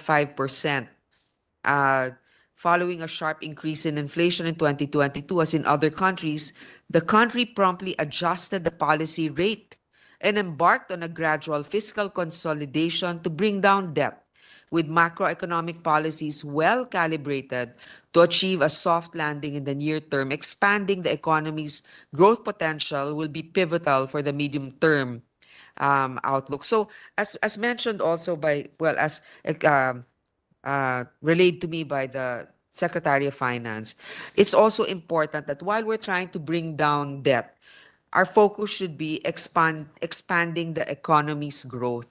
So that's also in investing in our economy. Yun nga ang sinasabi na aside from education, infrastructure is crucial. And by doing that, we need to really invest, bring out money to fund these projects. Kasi kung lumiliit nga yung utang mo, pero yung growth mo bumabagal, yung growth to GDP mo,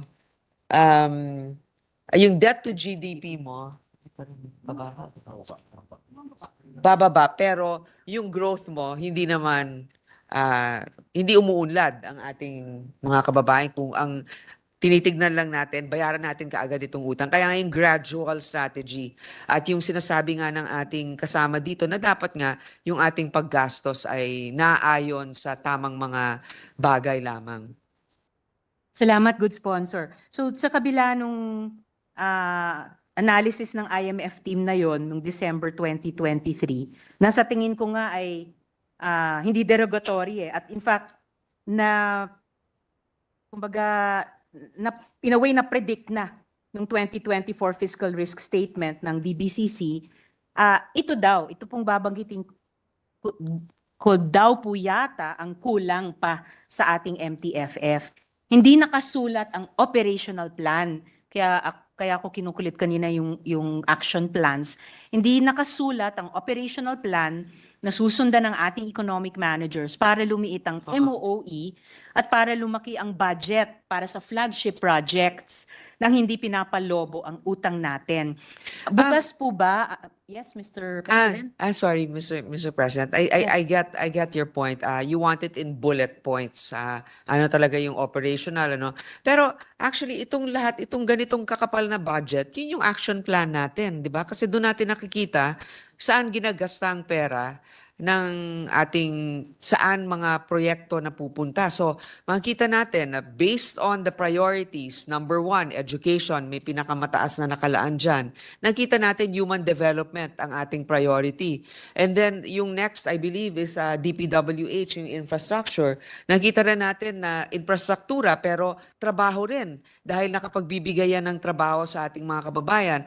Nakita rin natin na patuloy ang pagtaas din ng budget halimbawa sa Department of Health, so kalusugan. So yun yung yun yung operational. Doon na pupunta, yun ang prioridad at operations nung ating pamahalaan. Salamat, good sponsor. Siguro yung hinahanap ko ay yung diin particular dun sa MOOE. Kasi ang follow-up question ko sana ay bukas po ba ang ating chairperson na subukan natin gawing parte ng General Appropriations Act ang mga plano para halimbawa ay limitahan ng MOOE?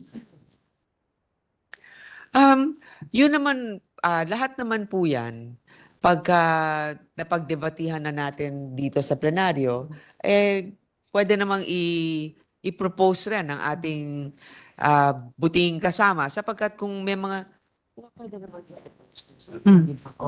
kasi halimbawa, may kanya-kanyang MOOE ang iba't ibang departamento. So pwede natin masabi na kung sa departamentong ito na nakalodge halimbawa sa Office of the Secretary, hindi naman kailangan na ganyang kalaki, edi bawasan.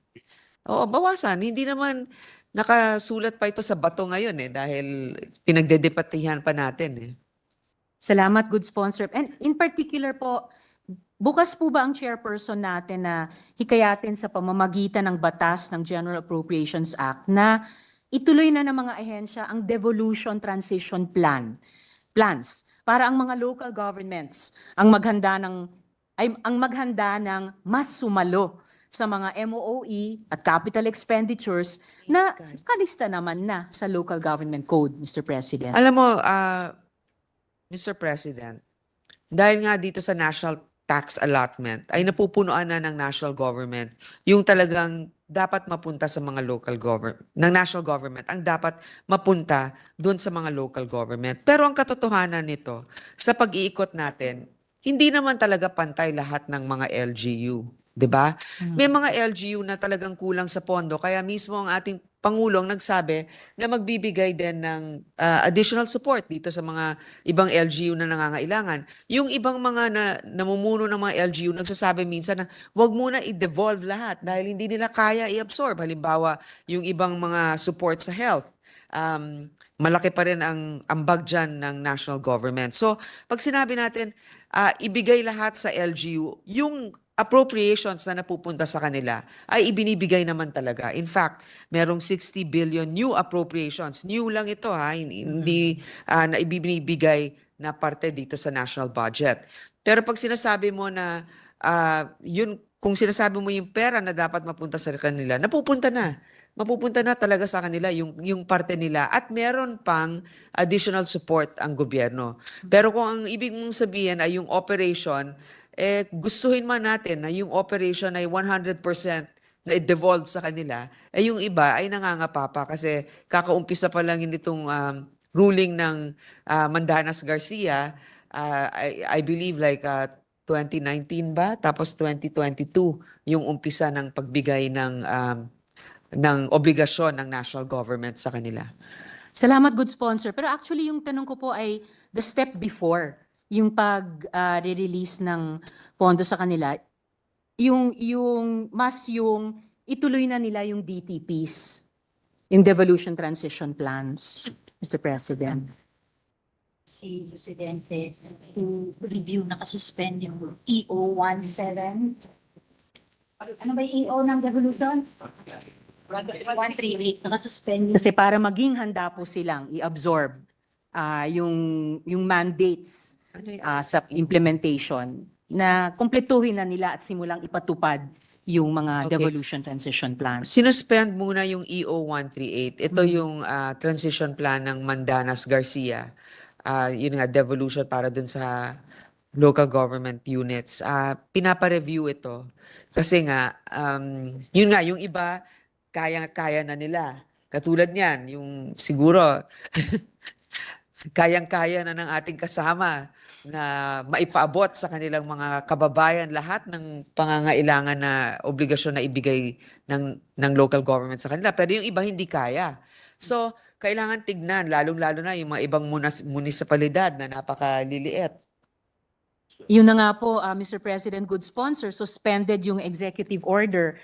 Kailan po matatapos yung review? Kasi po, pag natuloy na yung pagsasagawa ng mga DTPs, natuloy na yung aktual na devolution, yung NG, LGU, cost-sharing, co-financing ay bahagi din ng devolution transition plans naman na iyon. To recover.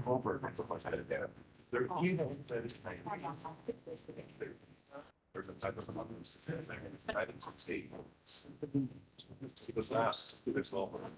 Because the collection in 22, when he recovered it from that thing, 50 years recently, he would do that then. That's it, they said it by the time. Yeah, but they. 2019, what do you? Yeah. They're the last to recover, that's why you. Actually, Mr. President, yung era nila from 2019 until 2025, halos pareho lang. So for the LGU is actually the last to recover from the pandemic and I believe so kasi ang dami rin mga negosyo ang hindi din nakasurvive dun sa mga lugar and yung sa kanila pagka naparalisa ang isang sektor, mas malaki ang impact kasi mas maliit nga yung pinagkukuhanan ng income. So that's why the President has to review it again to make sure that it's responsive given the factors that we were faced in the past years. Kailan po matatapos yung review ni Presidente? Tawagan ko. Tapos na po, nagawa And na that, hindi tapos na, nagawa na ng NEDA. executive order. Sinusulat na lang yung executive order. Para in the interest of time, may we submit to you the Yes, recommendation of please, and NEDA? thank you, good chair. Nire-recommenda naman siguro ng NEDA na ituloy na yung DTP at yung devolution, Madam Chair. Yes. So pwede po ba yung humabol sa ating pagfa-finalize ng GAA 2025? Makikita niyo yung recommendation. Ngayon, with regards to the President, syempre, hindi naman pa dalos-dalos titingnan din. Hindi naman natin masasabi kung mapipirmahan kaagad ito bago matapos ang ating deliberasyon. Pero more or less, basing it on the recommendation of NEDA, it's also good that it's before the budget is completed. Exactly. So you can make your recommendation to NEDA to submit that as an annex to what they're giving the President based on what you're seeing in the GAA proposal. Will do, Madam Chair. Salamat po. And after all, mayroon tayong mga 7 linggo pa para ma-finalize yung GAA 2025.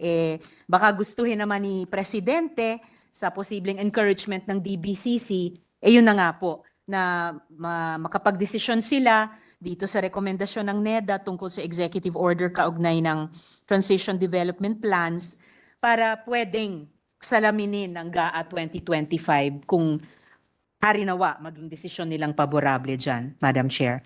And at the proper time, Madam Chair, ay ihahain ko po ang ilang panukala para sa general provisions na kontrolin ang paglobo ng utang ng bansa. This is noted. Thank you, Mr. President. We will look forward to it. Salamat, Madam Chair. At bilang pangwakas na maikling manifestasyon, Mr. President, kailangan po natin ng buffers, kailangan tayong magtipid, kailangan natin ang tulong ng LGUs, and we have to do more with less dahil maraming maaring mangyari bukas makalawa. Maaring wag naman sana pero maari daw bumalik ang COVID, sabi ng fiscal risk statement ng DBCC. As we speak, lumalaki at dumadalas ang mga kalamidad. Pero maaari ding maapektuhan ng teknolohiya ang dating palaki ng palaking kinikitang dolyar ng ating BPO sector. At baka dahil dito ay itaas palalo ng Bangko Sentral ang interest rates para hindi mangyari ang devaluation at ang kakambal nitong pagmahal ng mga imported na bilihin. Mahalaga po na kung pwede naman at kaya naman, gamitin na natin ang general provisions para ang ambisyon natin na lumago ang ekonomiya, dumami ang trabaho, at maging handa tayo sa mga makabagong uri na kalamidad ay magagawa natin nang hindi lumolobo ang utang ng bansa. Maraming salamat, good sponsor, at Mr. President. Yun lamang po ang mga tanong ko para sa DBCC. Thank you, Mr. President. We appreciate all the inputs of our colleague, Senator Risa. In fact, I know for a fact that she has the good interests of our country at heart. So we will endeavor to include all of her recommendations, although, of course, all of this is also dependent on the decision of the body as a whole. But we will give you the submissions we promised, Senator Risa. Thank you, Mr. President. Thank you, Bef- Senator Grace, Majority Leader. Before we go to the next interpellation, can we have a health break for a moment? I think it's always good to stretch out a little I bit. just arrived. Okay. 1 minute suspension. Suspended. No, no. I, I know. Okay, whatever.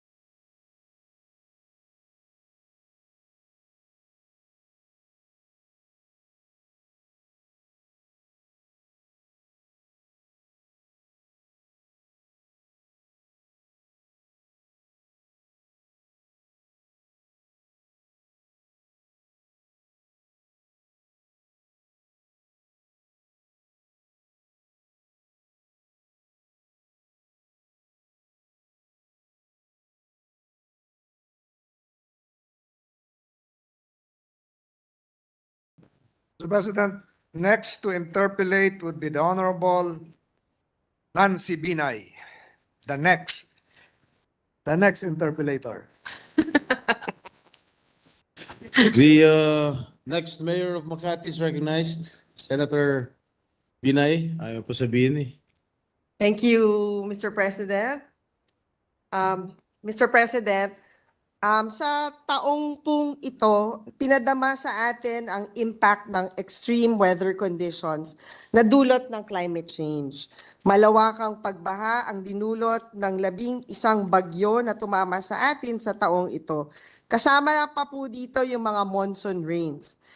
Base sa situation reports ng NDRRMC, mahigit 5 milyong pamilya ang naapektuhan ng mga bagyo sa taong ito at 248,991 na bahay naman ang mga nasira. Umaabot po sa 14 billion ang damage sa ating agrikultura at halos 17 billion sa infrastructure. Under the current year, the total available appropriations for the NDRRM fund is 22.735 billion. Of the amount, 82% or 18.814 billion ang na-release na. As of September, 3.921 billion na lang ang nasa DBM. Mr. President, maaari po bang magbigay ng update tungkol sa mga pinondohan ng more or less 18 billion na NDRRM fund sa kasalukuyang taon?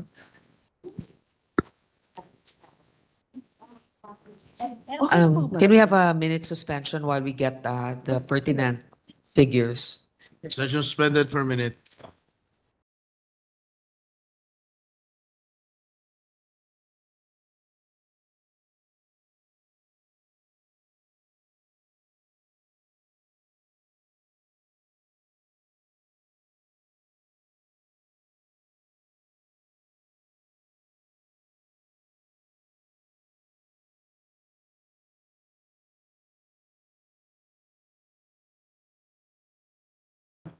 Mr. President, pwede natin isa-isahin, pero pwede din tayo magbigay ng examples. Tapos may we submit the rest for the perusal of our next mayor in Makati. Yes, Mr. President. Sa DSWD, to cover the replenishment of fiscal year 2024 quick response, nasa 875 million. Tapos, so merong replenishment category. Tapos, meron din to cover the funding requirements for the implementation of various calamity-related projects in the province of Cagayan, Typhoon Egay, which were damaged in 2023, 408 million. Rehabilitation, tapos meron naman sa Typhoon Paeng, unrest of Mayon Volcano, in April 1, 2024, nag-release ng 1.3 billion. Tapos meron din sa Typhoon Dodong naman sa Tarlac, 861 million. I'm just picking certain areas. Oriental Mindoro, affected by low pressure area, 458 million, and so on and so forth. This is actually, Mr. President, about 19 pages long. So may we submit, or if there's a particular area that our colleague from Makati would like to verify, we can do that too. Mr. President, we're okay po na bigyan na lang po tayo ng kopya. But Mr. President, lumalabas po na meron pa pala tayong ginagastusan during the previous years under this fund. 2 years 2 years prior prior. kasi yung continuing appropriations rin. Yeah. So do you have a data for this year's calamity lang? For this year Magkano alone. nagamit out of the 18 billion? And siguro, Mr. President, baka meron kayong updated amount? Kasi ito as of September.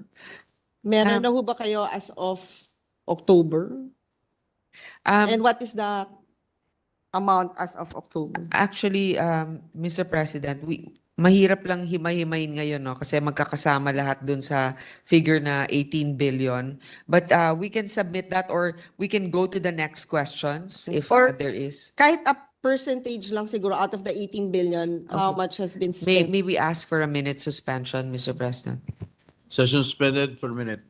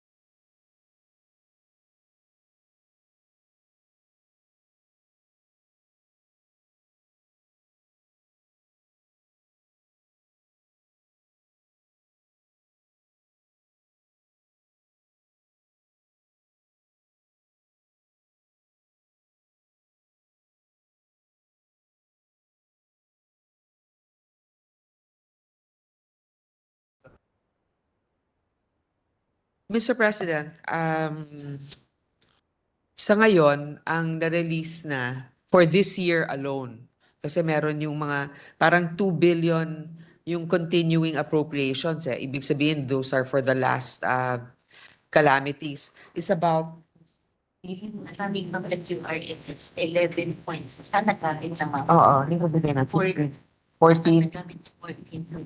14.7 billion for this year. So, Mr. President, yung 14 billion po for this year's calamity or For this year's calamity, kasi yung dun sa nabanggit initially 18 billion ba yon? 18 billion, no? Yes. So sa 18 billion, Yeah. parang around 2 billion is continuing appropriation. Yes. So we're assuming that's from past years' Yeah. calamities. Pero yung 15 billion, yun yung for this year lang. Na the quick response. So nagastos dun sa 18 billion, 15 billion for this year. 14 billion for 15 billion, 15 billion for for this year. So for Christine and Leon, yung bagong bagyo, meron na ho bang nakuha from this fund? Yes, pero kayo QR. Anong cue? Quick response ka. Meron nang nakuha, pero puro QRF or Quick Response Fund. And So, I guess augmentation ho to sa QRF. Magkano ho yung naging augmentation? And siguro, Mr. President, magkano ho ba yung QRF fund for next year? mga 2 billion. That's 1 billion. Ito includes na Around 3 billion, Mr. President, kasi 2 billion coming from DSWD, kasi nga yun yung agarang Yes. pagtulong, at about 1 billion from DPWH for the immediate Yeah. repairs of roads and bridges. Okay. So out of the 15 billion, how much was for QRF? Lahat, yung 15 billion, lahat yun quick response. So, mga 11 billion ang galing dun sa replenishment nung... Okay. So, Mr. President, wala ho tayong for yung recovery portion. Kasi 'di ba meron naman talaga mga programa na hindi kumbaga kailangan ng quick response fund but more of a long-term solution dun sa problema. For example, yung pagbaha or yung mga nasirang Wala pa yung like kalsada or tulay. Hindi naman ho ata kinukuha sa QRF. OCD. Subsidiaries. Okay, yung long-term rehabilitation, for example, yung na-quote ko nga na 2 billion for past calamities, yun pa lang muna. Para sa taon na to, yung long-term rehabilitation, dadaan pa sa OCD or Office of Civil Defense. So makikita pa natin yun reflected dun sa continuing siguro for the coming years.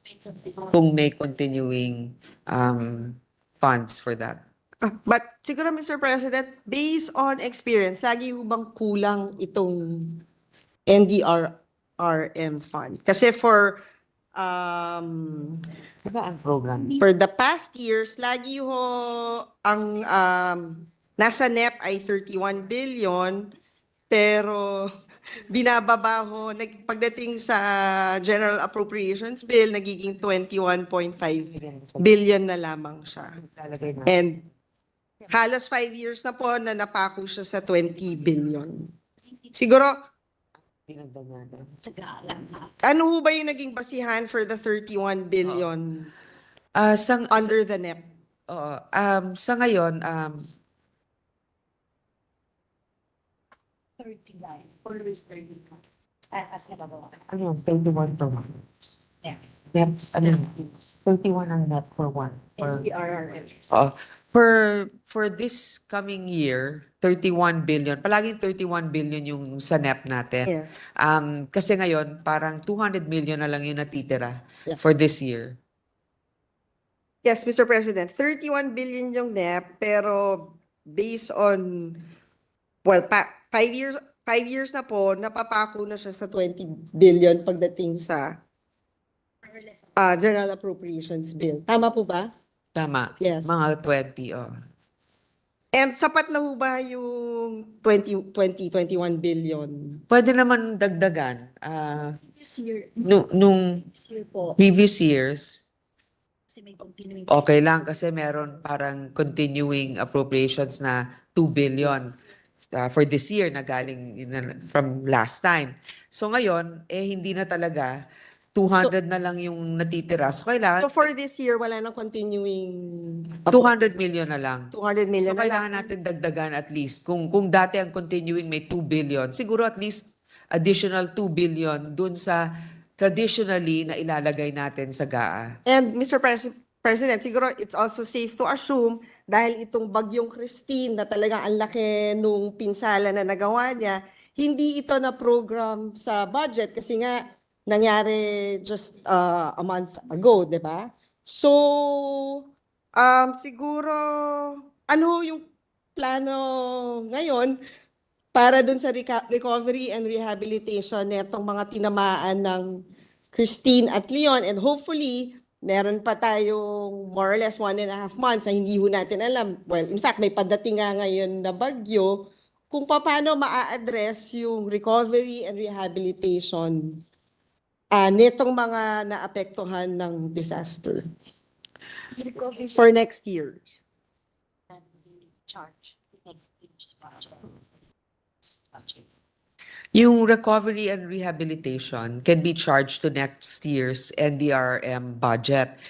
Pero siguro I also share the concern of my colleague na because nga as opposed to past years, this year ang carry over na lang about 200 million, baka kailangan natin dagdagan ang budget ng NDRM compared to what was given in the past. Kasi nga, as you mentioned, Mr. President, hindi taken into account while the budget was being drafted, recent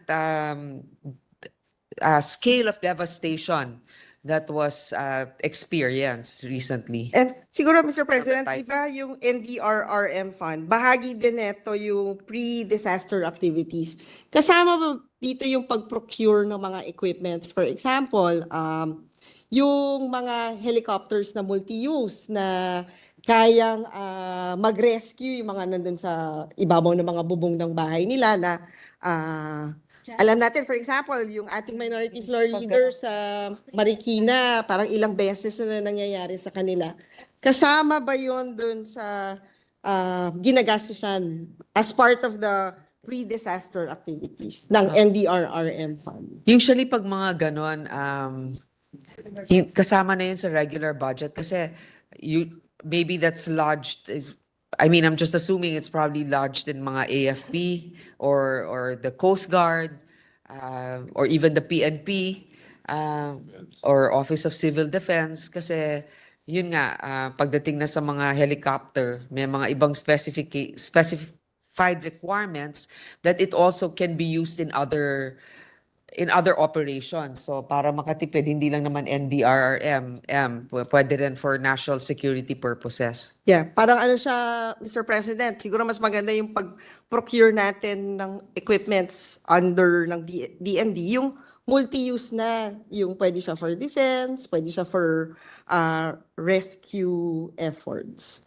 May ganun ho bang, kumbagang multi-use pagbili dun sa mga equipments I think for next year? meron naman, I think, kasi pagdating naman sa mga AFP, ginagamit din naman natin or yung o kaya ng Coast Guard, yung mga gamit nila pag nagkakaroon ng emergency, lalo na yung sa mga baha, nagkakaroon ng search and rescue operations, tumutulong naman din yung Office of Civil Defense. So, meron talagang multi-use factor. Pwede rin mag-donate siguro yung mga malalaking syudad para sa search para sa mga equipment na gano'n. Yeah, yun lang siguro, Mr. President, na alam naman po natin na yung problema ng climate change, kumbaga, palala yung problema natin sa disaster. And siguro at the proper time, our chairperson would find additional funding pagdating dito sa disaster preparedness and pagdating din ho sa recovery and rehabilitation, lalong-lalo na ng mga naapektuhan ho ng bagyong Christine. Yun lang po, Mr. President. Thank you. Thank you, Mr. President. I would like to thank our colleague from the city of Makati. We look forward to her leadership, even outside the Senate. But I would also like to manifest my agreement that we also have to put some contingency funding for the NDRRMM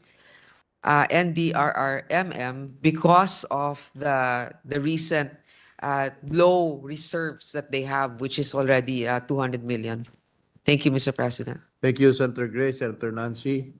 Yes, Majority Leader. Yes, Mr. President, next to interpolate our sponsor is Senator Joel Villanueva. I move that he be recognized. Senator Villanueva is recognized. Thank you, Mr. President. Thank you, Majority Leader. Some of my questions were already raised, and so I would be doing my best to expedite the deliberation of the budget. And let me put into the records that this representation had been very supportive since time immemorial of the national budget.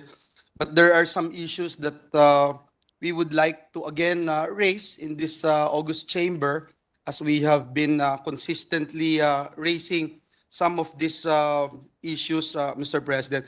I will no longer touch on the national debt. I will start by asking one of the closest issue to this representation. Mr. Chairman, Mr. President, since 2017, we have been raising the issue of unfilled positions in government and the increasing number of job orders, contract of service workers in government. Bilang alam po natin na pinakamalaking employer sa bansa ay ang pamahalaan.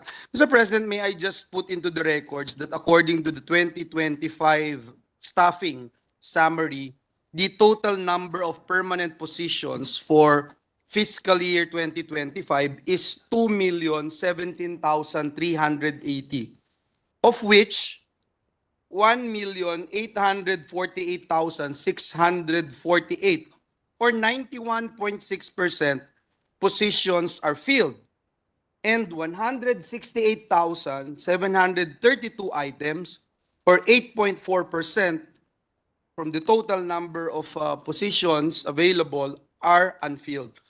And in contrast, Mr. President, the unfilled positions constitute 8.54% of the total number of permanent positions. So kung titignan niyo po, Mr. President, yung the past 5 years na kung saan ay yung mga unfilled positions ay napifill upan ng pamahalaan, ito hong nakaraang taon, 0.1% lang. In fact, we have been saying this for quite some time. 1 out of 10 positions in government are still unfilled. So may we know, Mr. President, kung meron man nagbago, baka pwedeng ma-update po ang representasyon na ito at makita naman ho natin kasi kung 0.1% lang yung nangyari sa issue ng unfilled position, parang nabaliwala naman ho yata na since 2017 nire-raise natin ito. And I think the good chairperson of the Senate Committee on Finance would attest to this representation's advocacy in raising and pointing this out with the workers in government. Mr. President, thank you. Yes, Mr. President, I know that our good colleague from the great province of Bulacan has always had this advocacy for workers and trying to eliminate the permanent job order status. I know that the requirements really, there has been executive orders that you cannot, there are certain criterias. You can hire for seasonal employment. For example, let's say when you're building roads, you need more workers. You can also hire for specific expertise for consultants.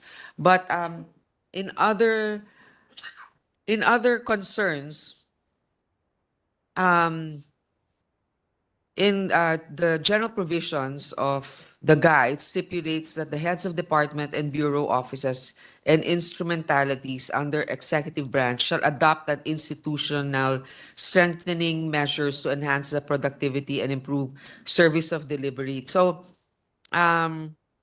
agencies are also encouraged to appoint the respective qualified COS and JO workers to the vacant positions of the agency. The hiring of contractual positions shall be subject to the CSC rules and regulations. Currently, the DBM is preparing a draft circular calling for the submission of roadmaps, action plans by the different departments, agencies with regards to their respective positions that have been unfilled in the past 5 years.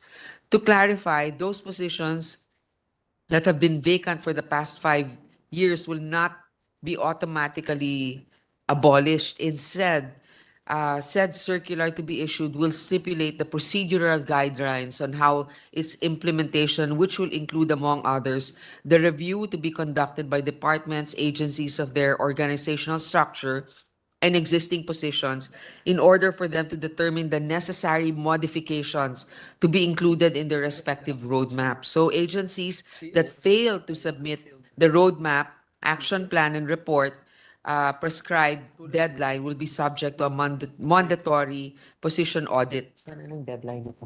Yes, Mr. President, distinguished colleague, and I appreciate the answers given to us by our chairperson of the Senate Committee on Finance. Mr. President, I'll go later on the issue of job orders and contract of service. In fact, in the committee hearings, We asked for the submission of these documents. In fact, we were able to get the documents submitted by DBM, documents coming from different agencies of the government. While I'm still on the issue of unfilled and filled positions, may I just ask perhaps one last time, Mr. President, how many unfilled positions are still available in the government sector, Mr. President? To date, probably the latest figures that we have, do we still have 168,000? Yes, So 168. 168,732 items, still the figures that we are looking at. Thank you, Mr. President, distinguished colleague. Mr. President, let me also find out the status requests of various agencies for reorganization and reclassification of positions. I'd like to raise this question because even during the time, Mr. President, that I was at the helm of Technical Education Skills Development Authority, we have had several instances that a government employee has been contract of service or job order for 8 years, Mr. President, 9 years, or even 10 years, Mr. President. We asked the different agencies of the government, and later on I would show a slide that talks about as to how many job orders and contract of service we have, Mr. President. Perhaps we can show the data right now, because looking at the figures, Mr. President, distinguished colleague, it has been perennially increasing, Mr. President.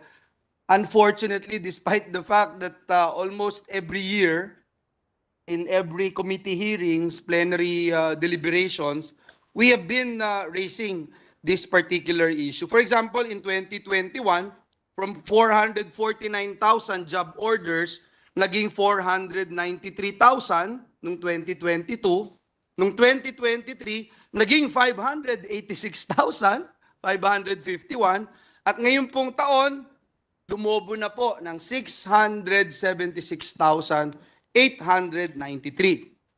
Now, if you look at the contract of service, ganun din po, Mr. President. From 132,000 in 2021 to 148,000 the year after, 2023, 246,000. And ngayon nga po, 262,878. Mr. President, the records will bail me out. When I started this advocacy, Mr. President, it was only 500,000 total number of job orders and contract of service. Now it's 939,771. In this very august chamber, in this Senate, Mr. President, we passed the ending endo bill, and we still have Senator Recto, now our Secretary of the Department of Finance. We worked double time in passing this ending endo bill. And unfortunately, this representation who principally authored and sponsored the measure just found out in ABS-CBN ticker that it was vetoed by the President, Mr. President.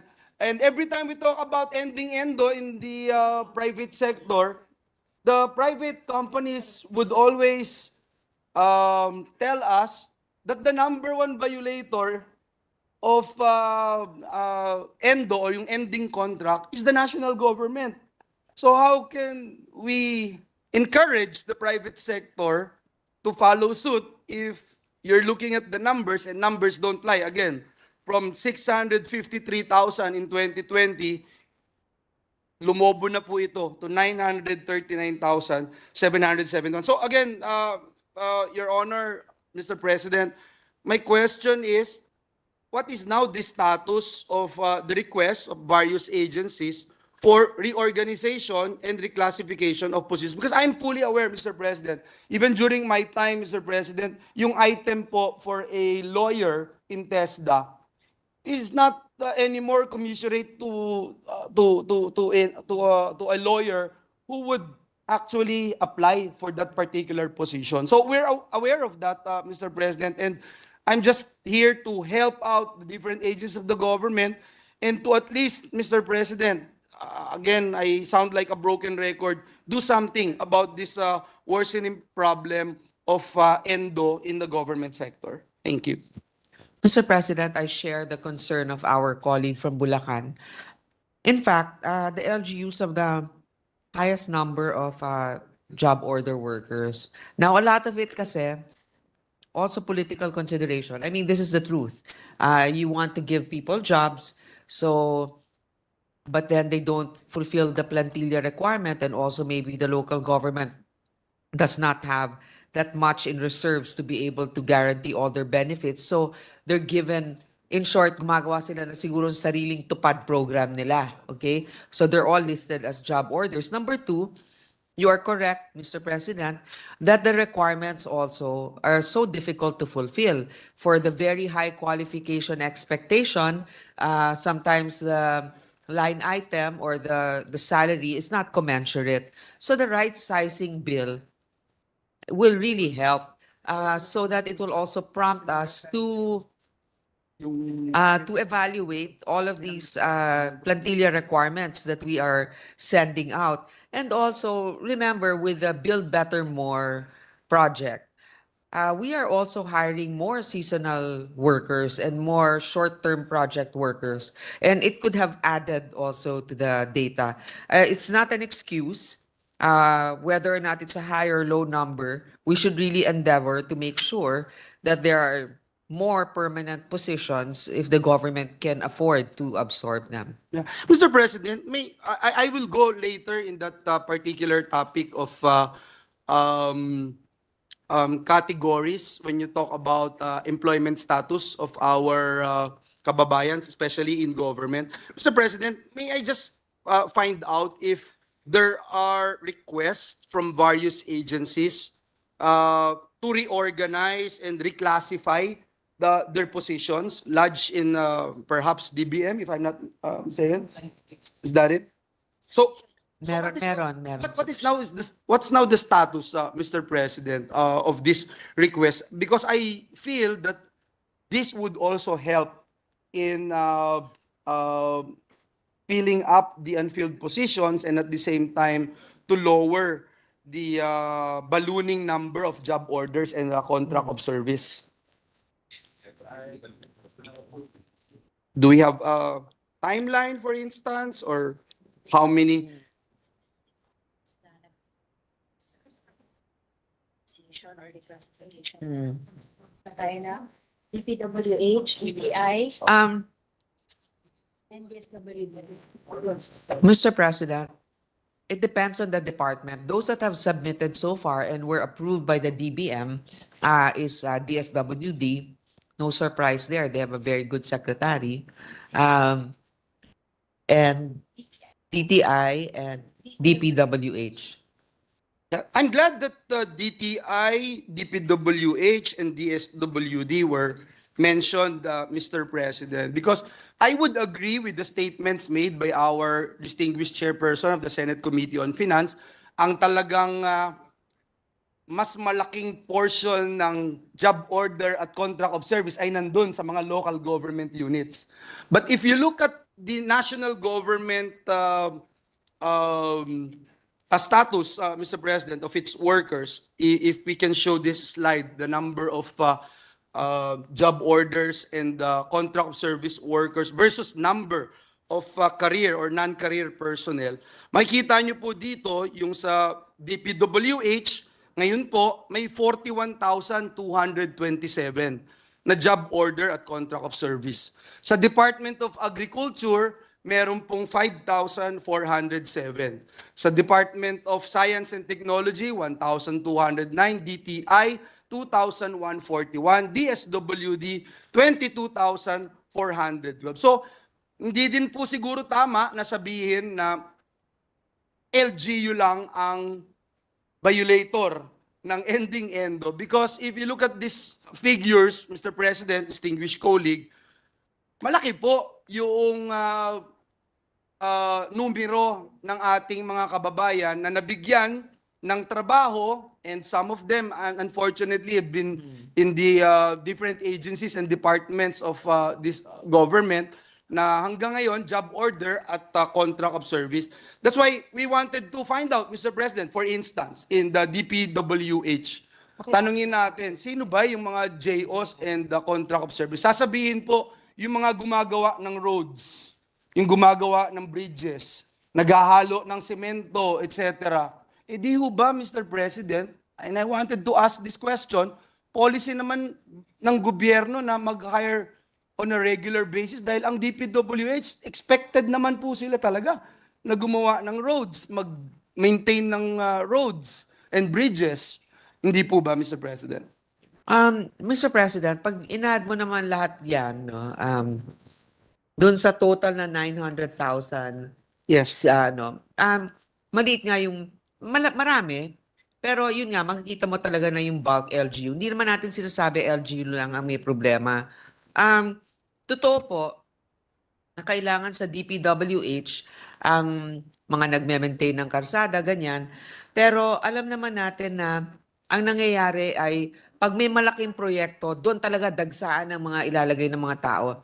Now, you cannot hire them permanently Yes. because when you do the maintenance, it's better to hire from the local DPWH office kasi nandun na sila. Ibig na itatransport sila sa iba't ibang lugar. So it's really very limited once you already construct the infrastructure project. That's why it balloons to that much and then later on it contracts. So the total actually for those departments is about 72,398 of the total job orders and contract of service workers for the national government. 72,000 out of Yeah. 900,000.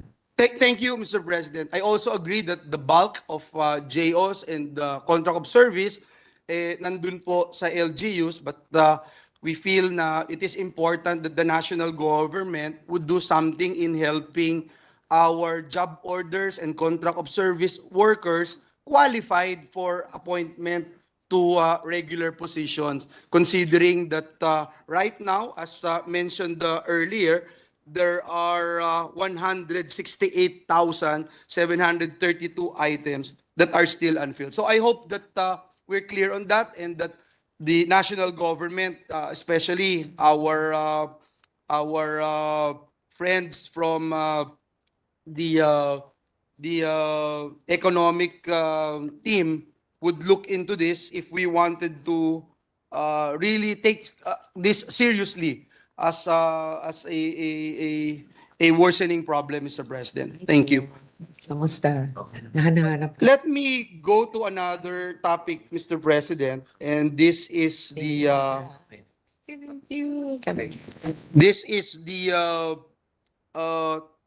issue on labor force survey and general labor market governance.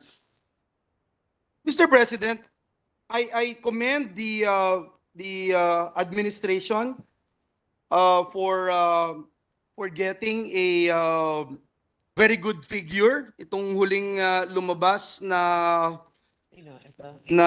unemployment rate po natin na 3.7%. So right now,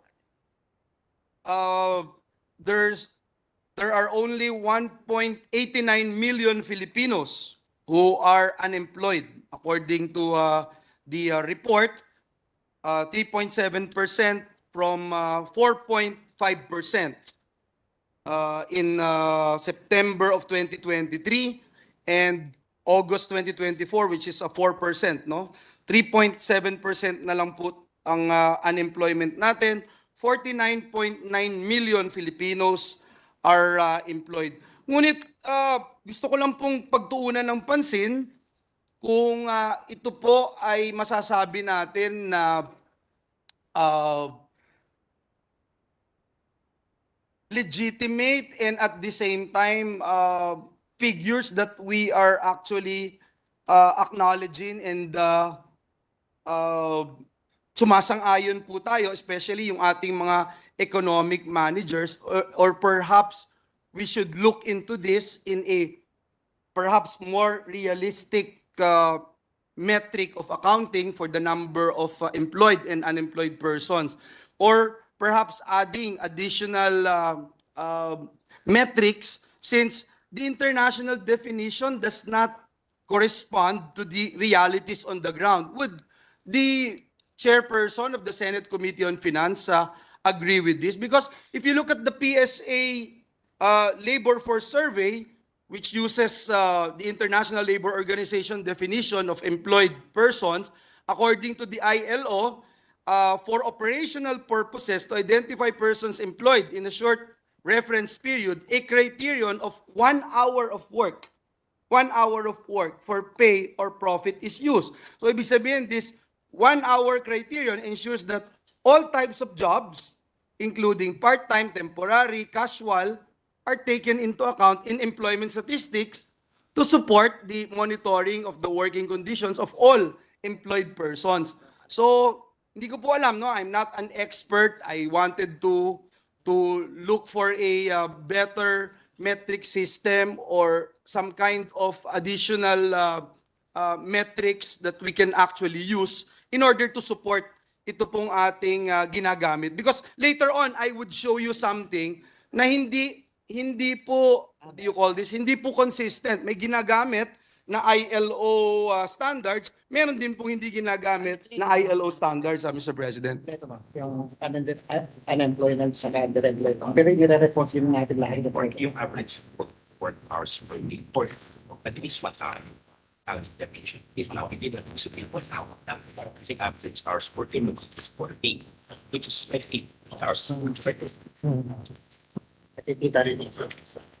Mr. President, I understand. Although technically, if you're employed by 1 hour, you'd say that you're employed. But there are other metrics also used. For example, underemployment, how much they are actually receiving, is it commensurate for the work that they do, the number of hours that they have, and also the majority anyway of the employed is that the 40-hour week that we have, there may be some that have or maybe a portion, I don't know exactly the percentage of 11% are actually underemployed of the given. So it could either be lesser hours, lesser pay, lesser benefits than the standard. So let me be clarified, Your Honor, Mr. President. The 49.9 million employed in the latest statistics report means that all of these 49.9 million had a 1 hour job. Is that a correct statement? At least. At least. So yeah, and I can see and hear the chairperson of the Senate Committee on Finance a bit not comfortable we're not so proud to say that yes, we have 49.9 million employed Filipinos. And now let me go to another. Mr. President, I don't want also to be misunderstood. It may be that there are a few of them that actually have the minimum number of hours, not the usual 40 hours. But I don't think 1 million is the 1 hour.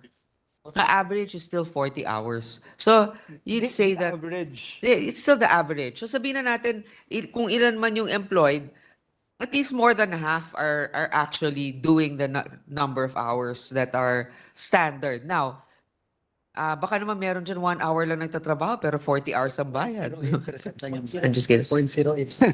0.08% ang 1 hour.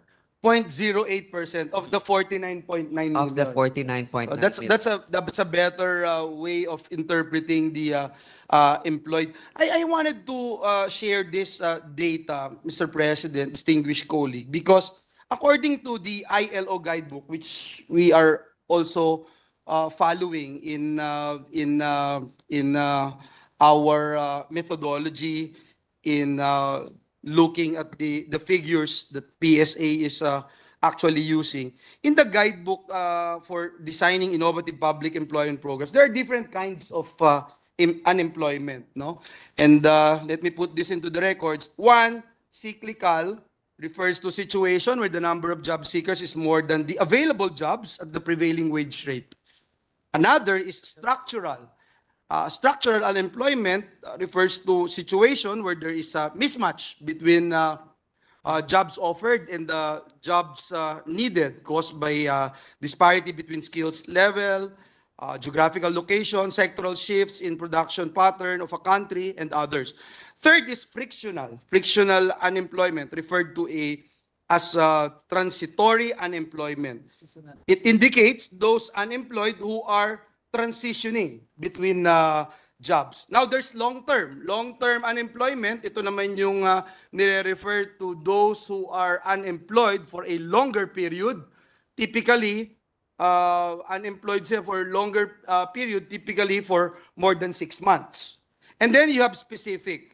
Refers to easily identifiable groups. Ito ba ay parte ng kababaihan, kabataan, or racial group in society that suffered disproportionally from unemployment. May we know if this is also being used by our friends from PCA when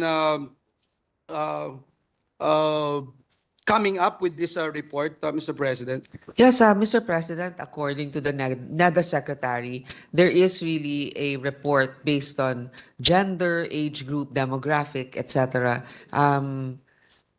If By that's- industry and by region as well. So if they are using this, Mr. President, distinguished colleagues, so if we're talking about 1.89 million unemployed Filipinos, may we know the breakdown of the 1.89 million? Ilan po dito yung frictional, structural, cyclical, long-term, at specific? Or perhaps siguro kahit isa-dalawa lang po dito sa data na ito para lang po makita po natin. Kasi tinanong ko po yung katanungan na yan sapagkat naobserbahan din po natin, Ginoong Pangulo, tuwing pumasok ang bare months, halos nawawala, bumababa itong unemployment natin. Taon-taon po yan, pag pumasok na yung bare months, no? Specifically dito sa NCR. Pagdating naman po ng mga summertime doon sa mga beaches, yan, tumataas din po. No? So, seasonal po sila. And I'm asking this question so as legislators, we can find ways and means to help out ang ating pamahalaan para ma-project natin at ngayon po budget season, madala natin yung tamang pondo dun sa mga sektor na nangangailangan po nito.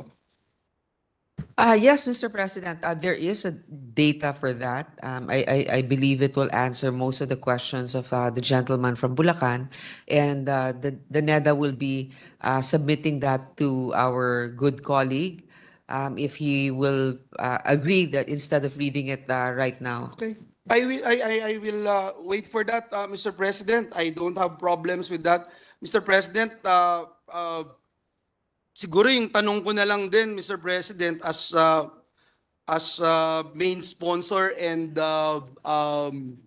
author of Trabaho para sa Bayan Plan, I can see my good friend here from NEDA, Secretary Balisacan.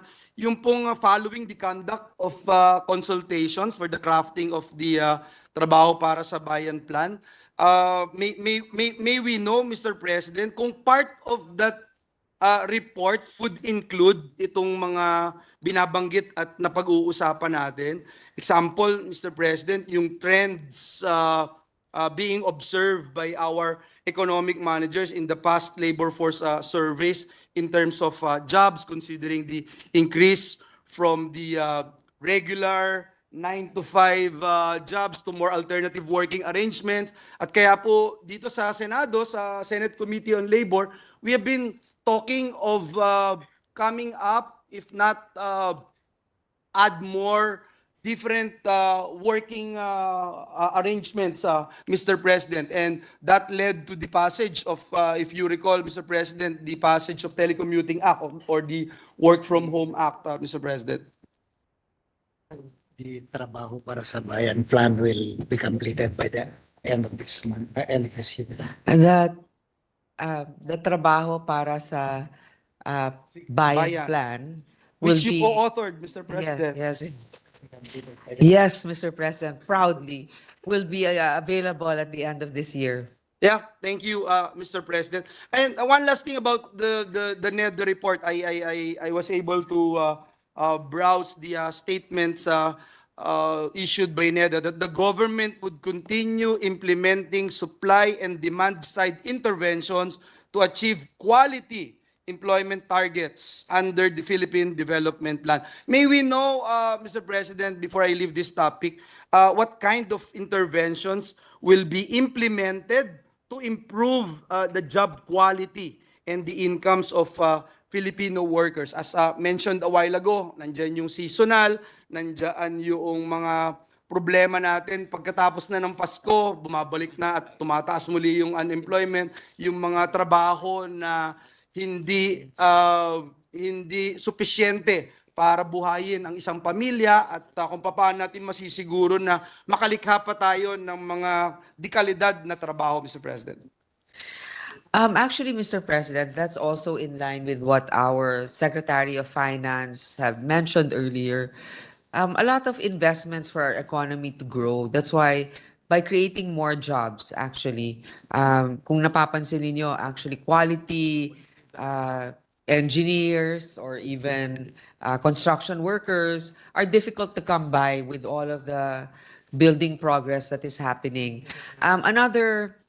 So more demand for workers will actually make it more lucrative for them because to be able to win those workers to work for you, you'd actually have to compensate them better. Kaya nga pinapalitan rin natin yung mga government requirements sa plantilla kasi nga hindi na tayo makakuha unless we become more competitive. So that's one. Number two is also human development. So katulad nga ng ginawa ng ating masipag na senator from Bulacan, itong mga skills training and initiatives ay hindi lamang isinasa batas kung hindi binibigyan pa ng pondo para nga yung ating mga kababayan mas maging magaling sila sa kanilang bokasyon at mas makakuha sila ng sweldong nararapat para dun sa kanilang nalalaman. So dalawang factors yan, investments, jobs creation,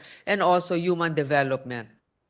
Salamat po, Ginoong Pangulo. Salamat din sa ating chairperson ng Senate Committee on Finance na nag-aproba ng mga karagdagang pondo na ating inilagay doon po sa Skills Development Authority ng ating bansa. And I cannot agree more, Mr. President, na napakahalaga na tignan natin na hindi lang yung investments, kung hindi yung financial investments, kundi yung human resources investments para masiguro natin na ready din po tayo, lalo na ngayon po ay nandyan na yung artificial intelligence. Just recently, I was in Singapore. I saw yung robot na si Ella, na kapwa ko barista. She can do 200 cups of coffee in an hour. And just recently, I was also told that Robot Ella is already in SM Mega Mall. So kung hindi tayo naghahanda dito sa mga ganitong initiatives na nangyayari sa ating kapaligiran, mahirap po makipagsabayan. In South Korea, they're already taxing their robots. In Saudi Arabia, what's her name? There's the first Saudi Arabian citizen robot, si Sophia, robot Sophia. Ganun din sa mga Amazon warehouses, yung Kiva robots nila, yun na yung ginagamit nila. And that's why I feel, Mr. President, that it's important na we invest in our human resources dahil yan ang tunay na yaman ng mga Pilipino. Even abroad, talagang hinahanap yung mga Filipino workers. Let me go to my last topic, Mr. President. We'd like to find out about the infrastructure programs of the administration. I've been listening attentively to the statements being answered by our distinguished colleague, the chairperson of the Senate Committee on Finance, na ang sentro ng ating pamahalaan ay to build more, yung paggamit at paggasta natin nakalaan sa mga infrastructure projects natin. And tayo po dito sa Senado, nag-hearing po tayo ilang beses, lalong-lalo na nung nagkaroon ng matinding pagbaha. Hindi lamang sa Bulacan, kundi sa ibang parte ng ating bansa. Mr. President, I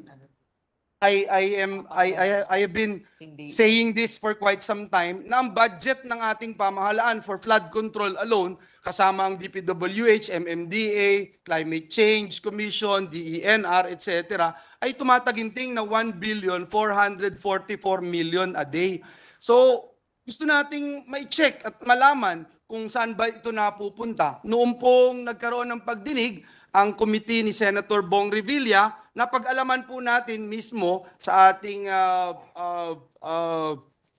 secretary ng Department of Public Works and Highways, and I will go to this later on. Merong 74 infrastructure flagship projects according to DPWH. Ito rin po yung nasa NEDA. 13 of them were tagged as water resources projects and have indications that they are used for flood control and mitigation. Pero tinitingnan ko po itong mga big ticket items, no, Mr. President, especially itong mga foreign assisted projects.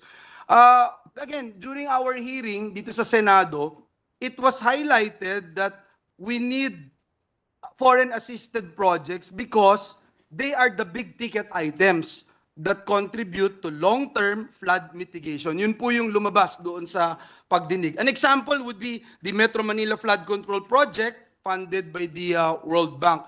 Pero kung titingnan po natin itong mga foreign assisted projects, budget ng DPWH, ang lumabas po dun sa pagdinig, napakaliit o mas maliit ito kumpara sa small ticket projects. Kaya ang lumabas nga po dun sa pagdinig, patsi-patsi yung mga proyekto. Patsi-patsi yung naging project. And Senator Amy Marcos would also attest to this because she was there during that hearing. Why don't we invest, Mr. President, more in big ticket flood control projects? Kasi yun po yung lumabas nitong pagdinig, no? Lumabas po na for the past 3 years, we spent over 500 billion pesos for the flood control program, but we only allocated 25 billion for the foreign assisted programs. Now in 2024, FAPs are in the unprogrammed, Mr. President, itong 2024. So in the last 3 years, I'm looking at the data, we have only allocated 3.8 billion for the foreign assisted projects, which represents only 0.7% of the total flood management program of the DPWH. Kaya masakit to isipin, Mr. President, especially coming from a province like Bulacan, na taon-taon ho, binabanggit ho natin, ito yung flood control project, ito yung napupunta sa aming rehiyon, yun nga pong nakaraan doon sa Bicol region, mismong ating Senate President wanted to look into this because the past 2 years ay 60 billion plus yung naka-lodge doon sa flood control projects.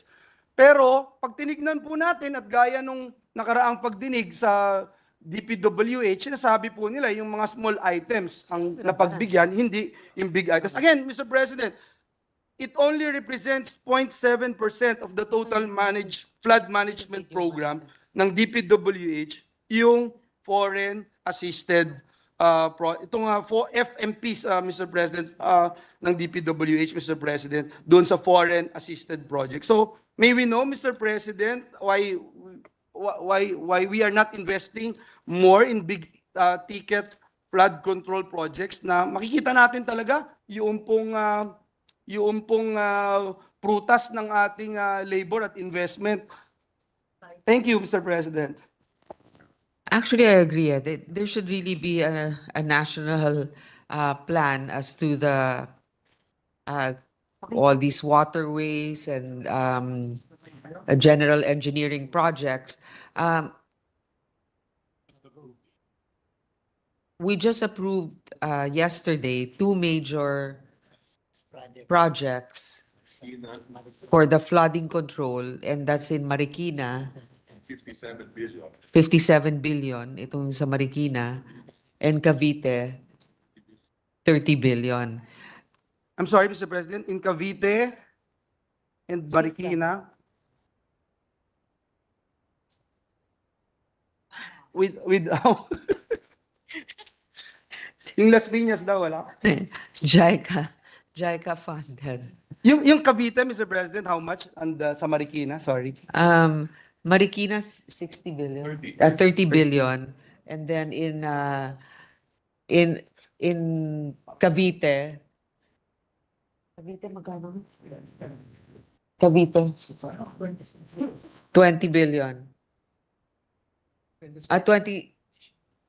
Additionally, there's an existing Okay. project, but we are adding 27 billion to address the issue of resilient.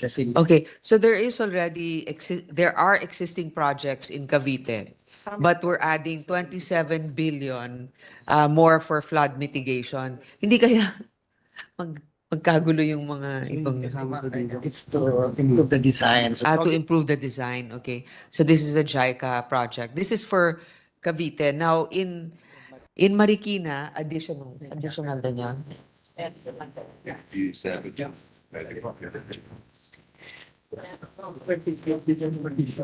25 billion additional. Mr. President, 25 billion additional sa Marikina. I'm willing to wait for the total number of projects that have been approved recently, plus the figures. I'm more than willing to wait for it, Mr. President.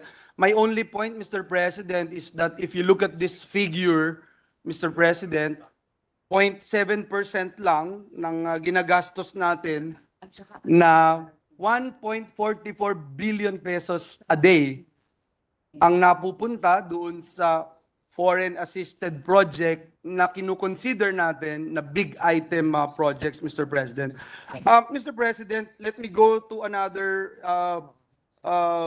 issue on multipurpose water infrastructure. As I mentioned a while ago, the DPWH has 74 infrastructure flagship projects according to the NEDA.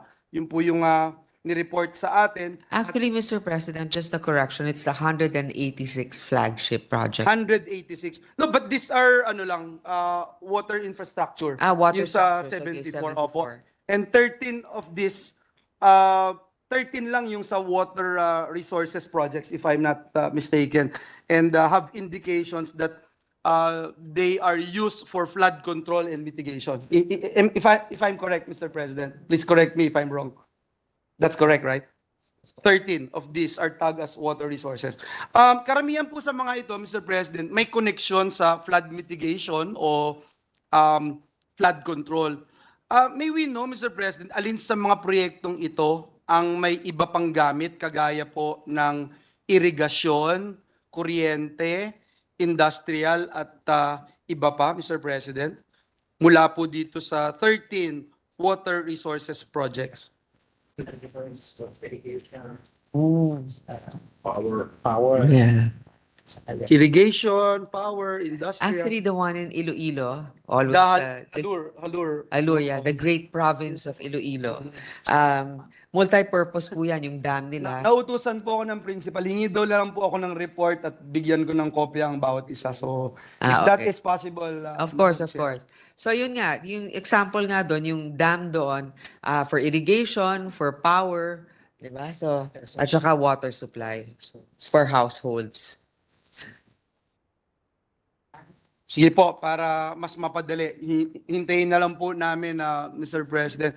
Ayan po yung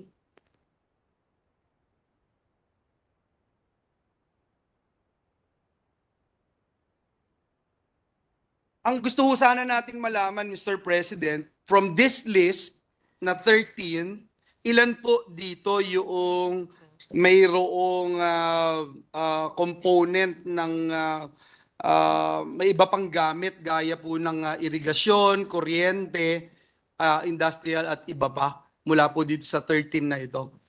And I will give a copy to our principal, Senator Villar. Thank you. Siguro yun na lang po yung ihintayin ko po, no, yung ilan dito sa mga proyekto yung may iba pa pong gamit. One last thing, Mr. President, gusto kong itanong, Mr. President, kasi pinag-usapan po natin yung flood foreign assisted projects.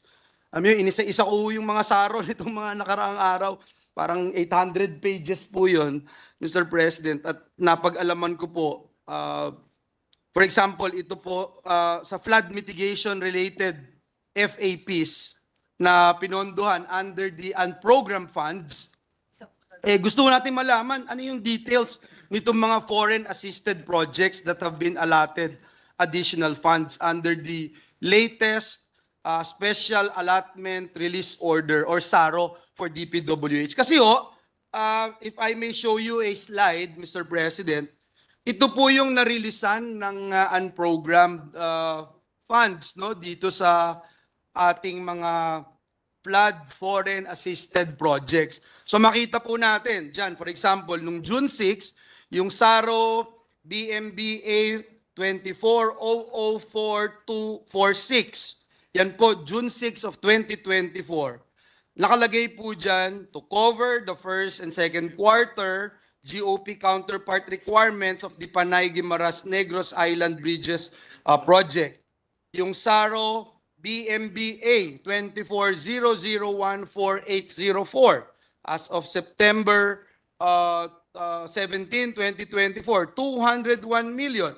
Kinover po niya yung loan proceeds requirement for the implementation of the Metro Manila Bridges Project, ADB loan po ito.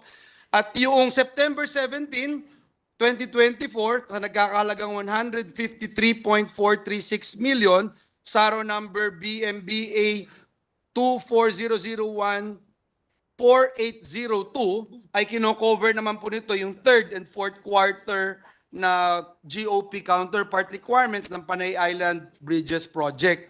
Ito pong dalawa na nasa itaas at nasa ibaba, 10 billion po at 11 billion. Pero dito po, wala hong nakalagay. Ang nakalagay lang po to cover the first and second quarter counterpart requirements of various foreign assisted projects. Saan po ito, Mr. President? At ano yung description to? Bakit wala po dito, Mr. President?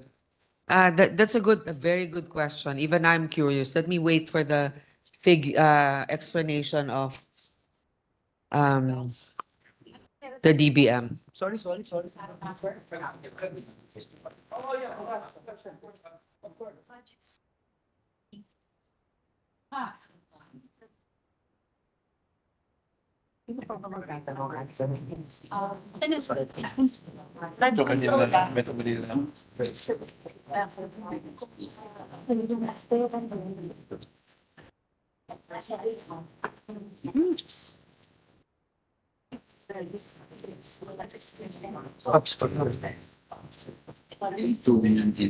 Lumabas na dyan. Nakuha niyo yung SARO number, di submit niyo.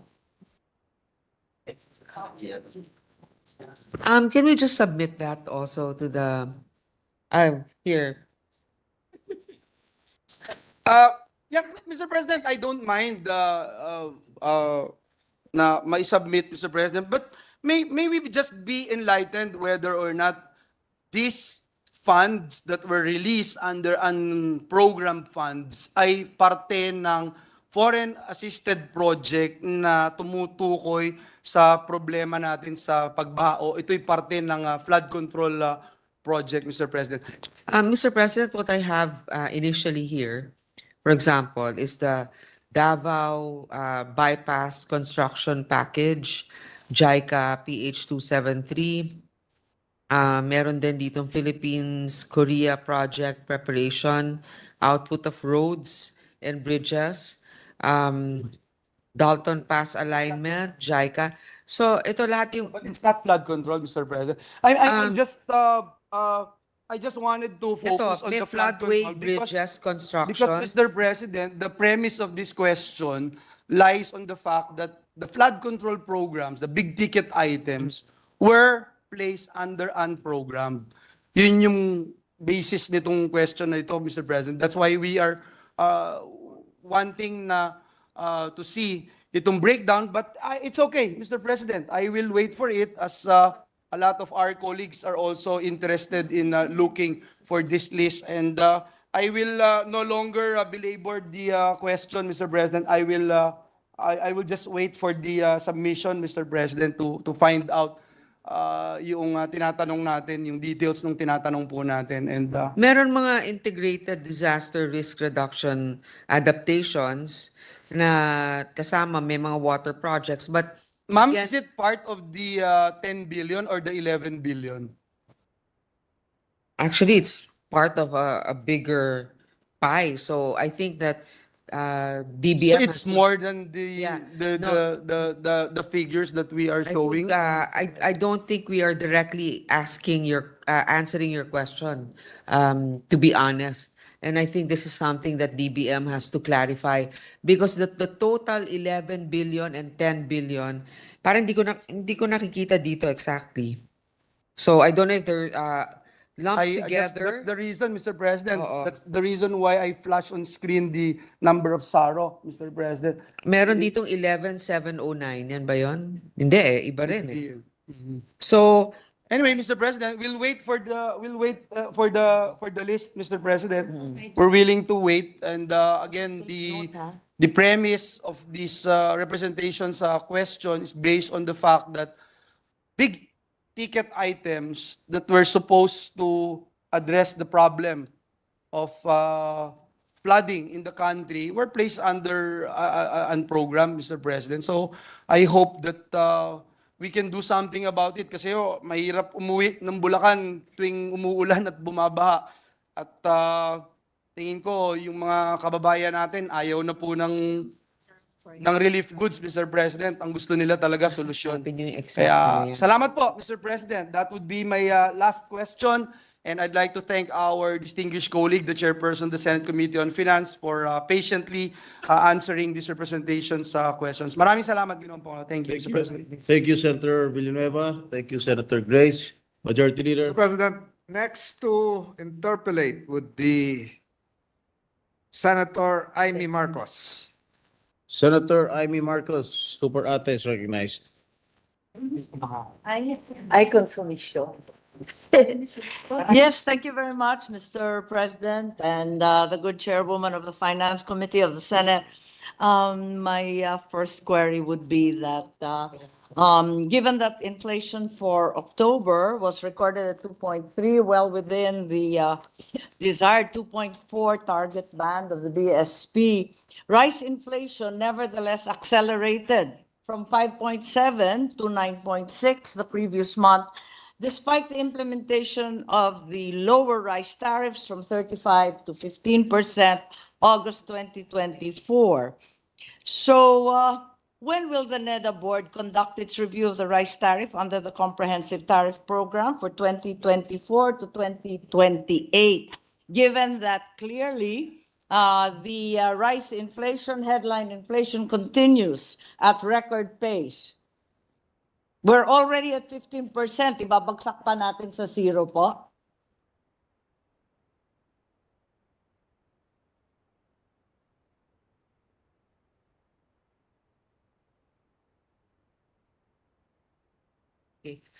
They are going to submit to the president within the end of the month the report on the effects of the EO and a recommendation therein.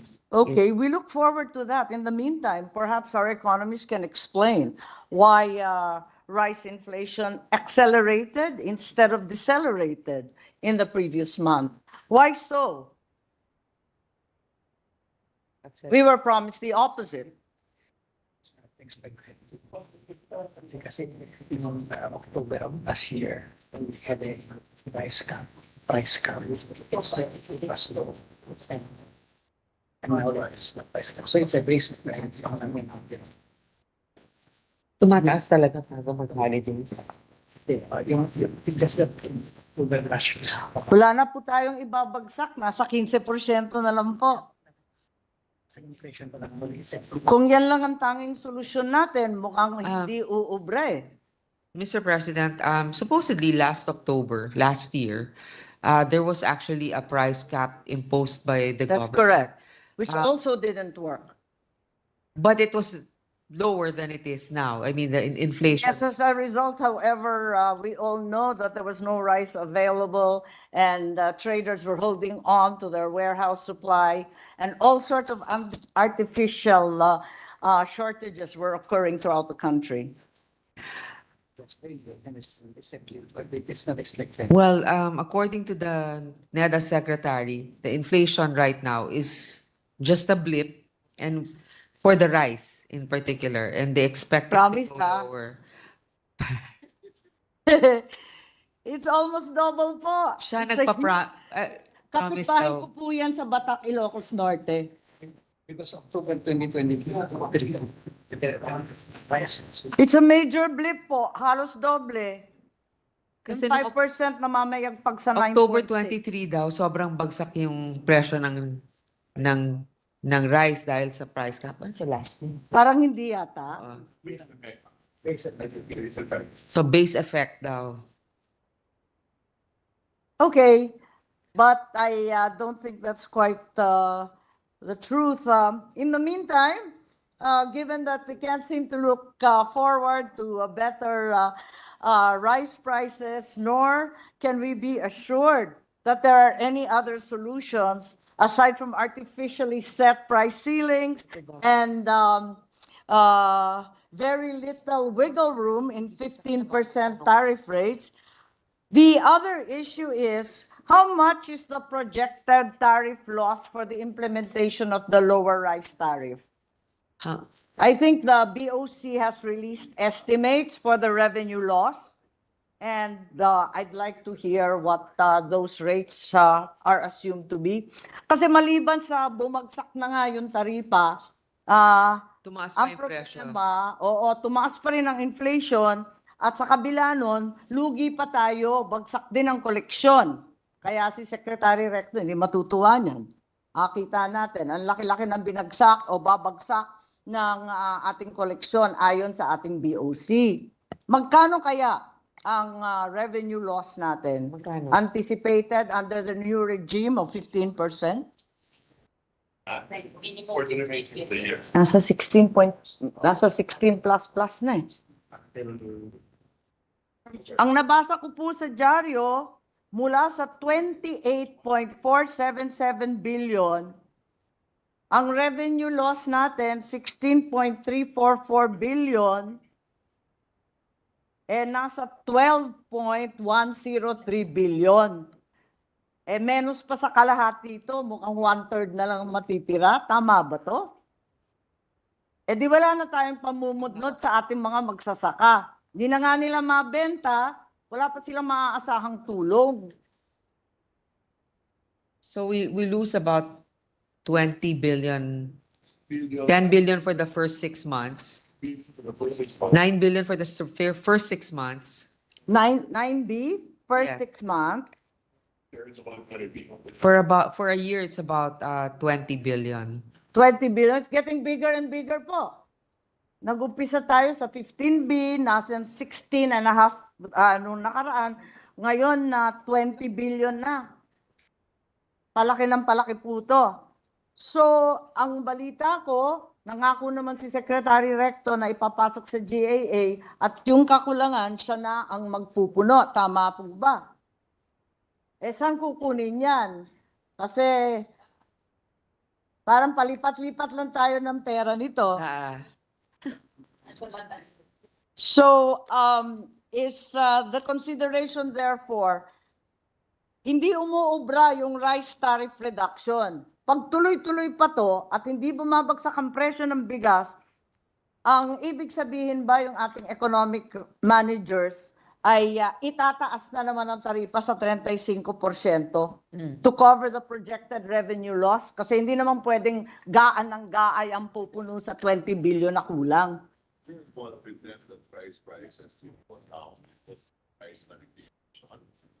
Nevertheless, part of the plan is to talk to the traders, sure that they pass on the value.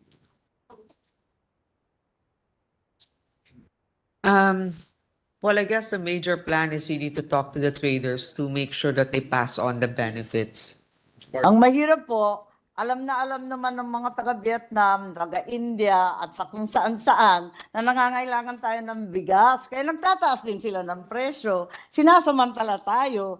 Nakikita natin, pinapayaman natin yung mga magsasaka sa ibang bansa, samantalang kinakawawa yung magsasakang Pilipino. Tama po ba to? Hindi ba ikukonsidera ng ating mga economic managers na itaas na muli sa 35% at mapuno yung projected revenue loss? Part of the plan is what the three things that I'm doing.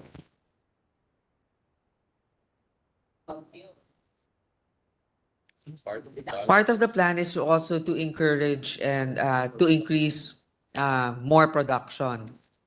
Parang hindi naman realidad yan. Nakita naman natin sunod-sunod ng bagyo, hindi pa tapos yung alphabet po. Marami pang letra. At tigit sa lahat, nakita natin ang presyo ng abono, ang presyo ng krudo, nagsisitaasan, double whammy po. Palagay ko, kinakailangan siguro mag-isip tayo kung ano pa yung plano. Kasi itong mga planong to, itong artificial price ceilings, pagkatapos itong mga taripa na wala nang ibababa, parang hindi nagwo-work. Kailangan siguro mag-isip pa. So, yun lang yung tanong ko. Sana may magandang balita, pero wala pa akong naririnig. In the meantime, can we be updated on the computed cash balance of the National Treasury? Can you verify that we ended, in fact, the year 2023 with the balance of 787.1 billion? Tama ba yung aking numero?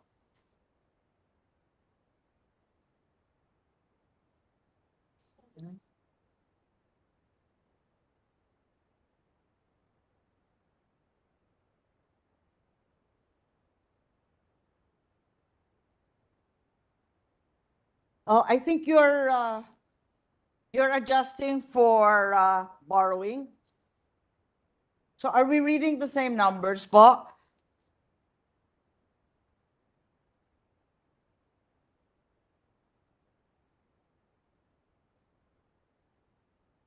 Nakaka-nervous po to. Hindi natin alam kung magkano yung pera natin. Kinakabahan ako, ba't natatagalan? Dapat simpleng-simpleng tanong yun. As of end 2023. Yeah, more or less you are correct, Mr. Chair, about 700 plus Yes, billion. 787.1 billion with a net change in cash position of 505.8 billion brought about by a borrowing of 1.875 trillion against a deficit of 970.2 billion. Is it safe to assume that the Treasury still has at least 1.2 trillion to fund the rest of 2024? Parang tama yun, di ba? Arithmetic lang po.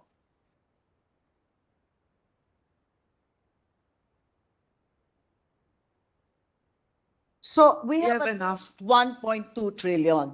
Tama ba yung nabasa ko sa dyaryo? Press release po ninyo to. If it is a press release of Secretary Recto, it's infallible. It's ex cathedra. So in short, we can pay for our obligations for 2024, Mr. Chair. So is there already a projected cash balance for the end of this year, 2024? The projected cash balance of the National Treasury at the end of this year, since we're already right smack in the last quarter, siguro naman may projected cash balance na tayo at this point. What the previous finance secretary says in open session, we can provide you the numbers privately. Privately. So it will be an executive session or will be provided at a later juncture. It's just projected, hindi naman siya absolute. We will have a positive cash balance. We can Okay. submit that to you, Yes, so Mr. President. that being the case, may I proceed to another concern? The Bangko Sentral of ng Pilipinas sold 24.95 tons of gold on the first quarter, the first half of this year, according to the World Gold Council. Can we be updated on the total net sales of gold for this year? Given that we have enough money to fund our expenses, did the BSP sell more gold? even after the 25 tons almost in the first half.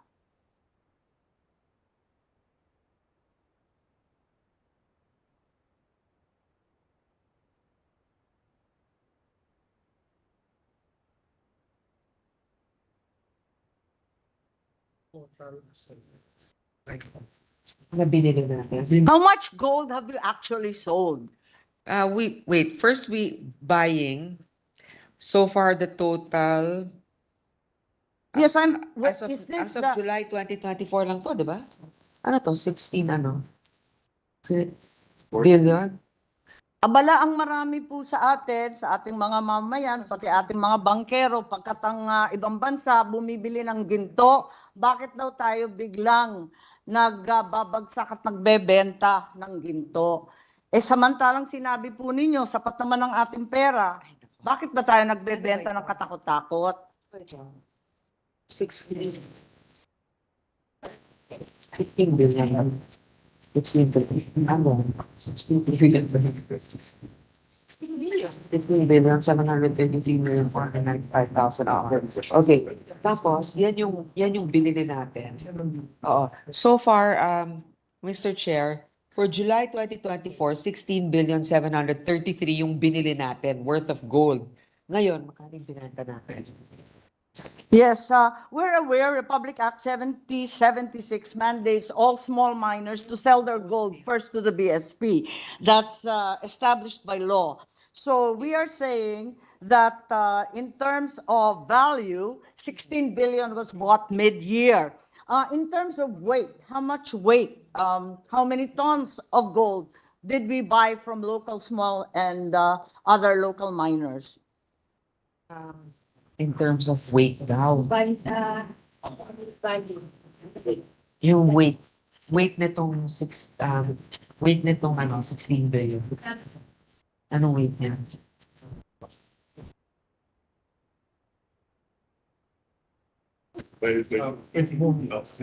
Magkano ba yung price ng gold ngayon? Tapos i-divide na lang. Per kilo?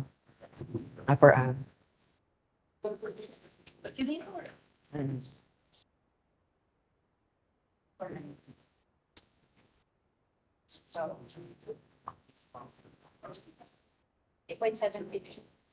Sige po, baka naman kailangan hanapin. Total, nasagot na rin in terms of value, nasa 16 billion.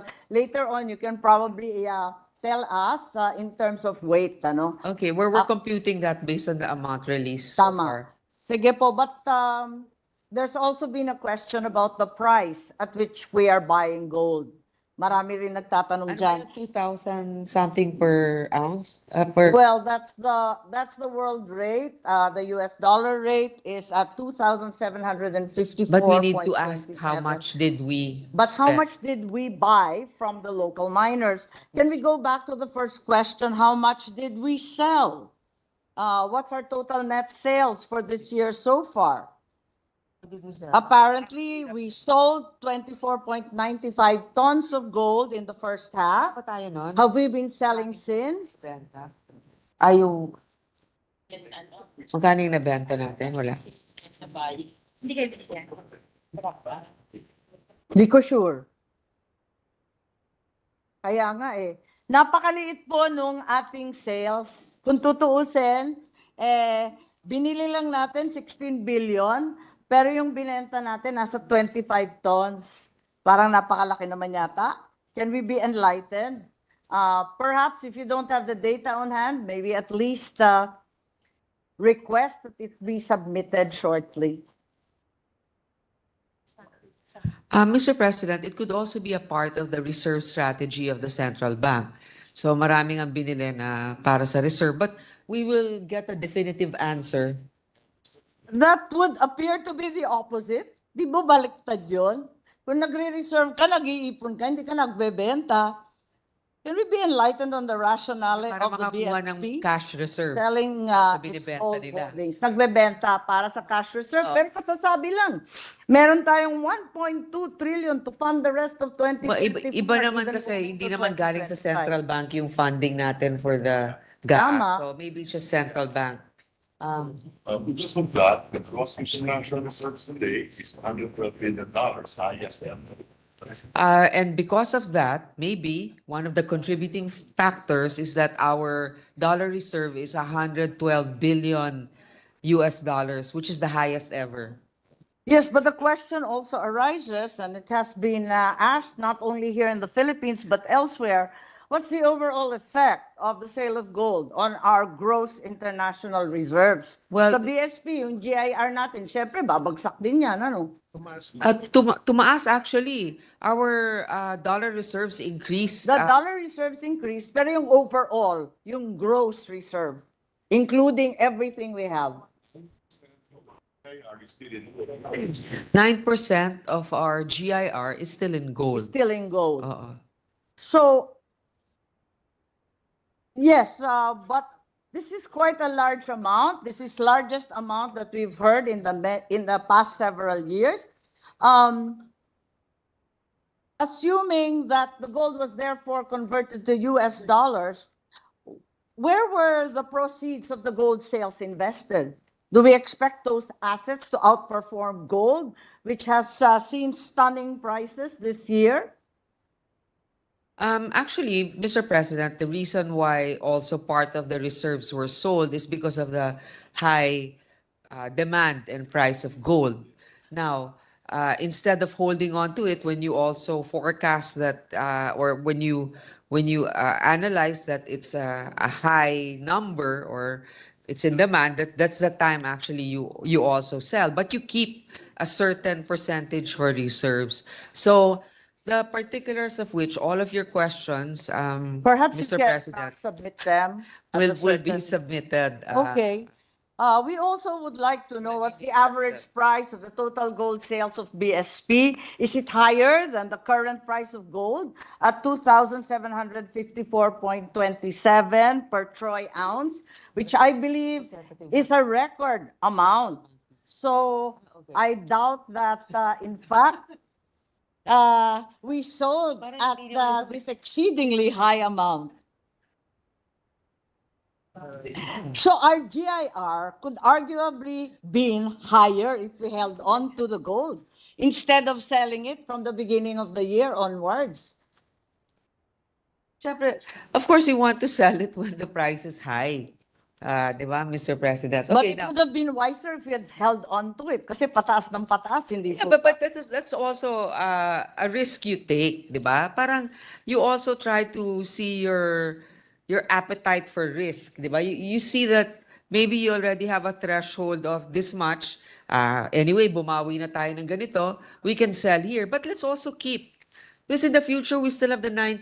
We can still sell that eventually. I mean, while we are also garnering more reserves, yung 9% na yun, ang pwede naman pag all-time high pa rin ang gold. Pero I share again, as I mentioned to our other colleagues, I share also your curiosity, and I would like to know how much the central bank sells per ounce gold and when. So we can compare to the market price. Baka naman sabihin nilang impressive 2,700 per ounce. Yun pala, at the time they sold it, it was worth so much more or so much less. So please submit that to us. Yes. And where did you and put the also- proceeds Yes. of those? And perhaps also AAA bonds of Senator. most importantly, the rationale for doing so, given that so many countries are in fact in a mad rush to acquire gold.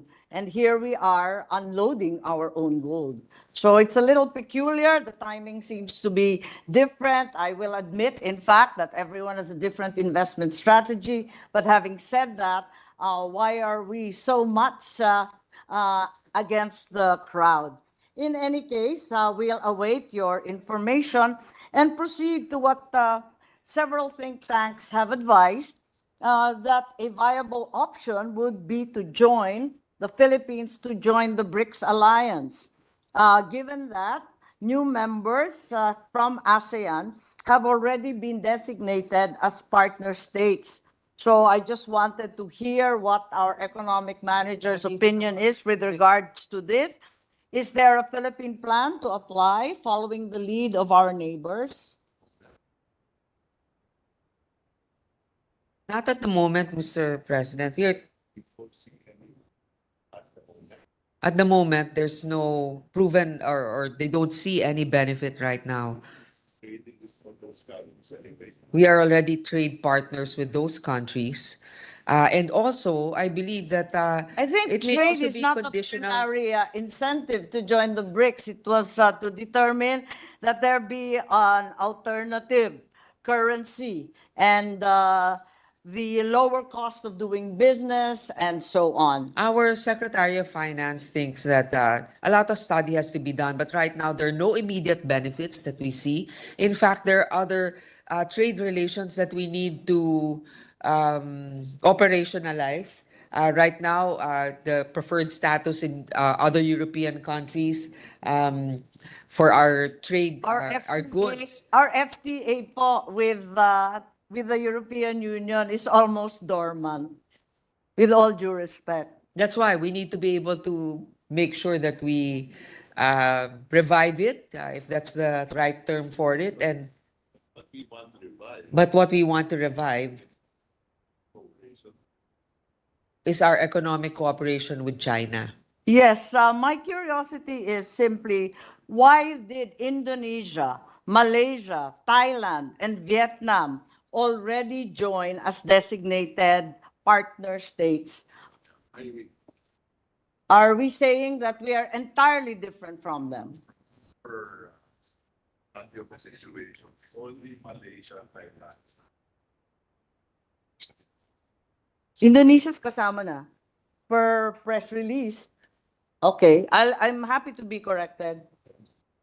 But it was very, very clear on several media outlets that Anwar and the new Thai government and the new Vietnam head of state all determined to join the BRICS. So this is not in our horizon, therefore. Can we update it in any case on the status of the Philippine RMB trading community launched in 2018? Is there any volume in our transactions that are directly denominated in renminbi instead of using the US dollar as an intermediary? Has anything happened to the RMB clearinghouse? Just by way of information. None. So we have no yuan reserves at all. All our reserves are held in US dollars, is that correct? Are all our reserves in US dollar? So we only have US, yen, and euro. We have US, yen, and euro, and gold. Yes, is it possible to get a breakdown? Or are we not allowed to find that out?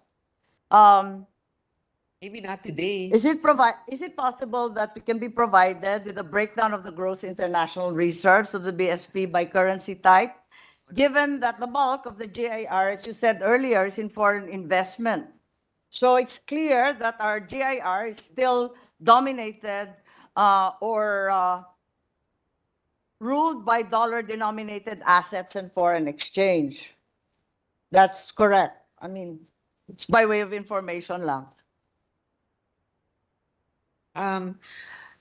Like the other requests, may we submit that at That's fine. when we Sure. come up with I was just data? curious, the few tourists coming from China, can they directly convert renminbi to Filipino pesos without a US intermediary? I'm sure there are informed exchange. No, I'm curious since we already stated that the 2018 yuan clearinghouse that was established is non-existent or has very little money in it. What then happens when there are transactions with China? Private banks, di ba?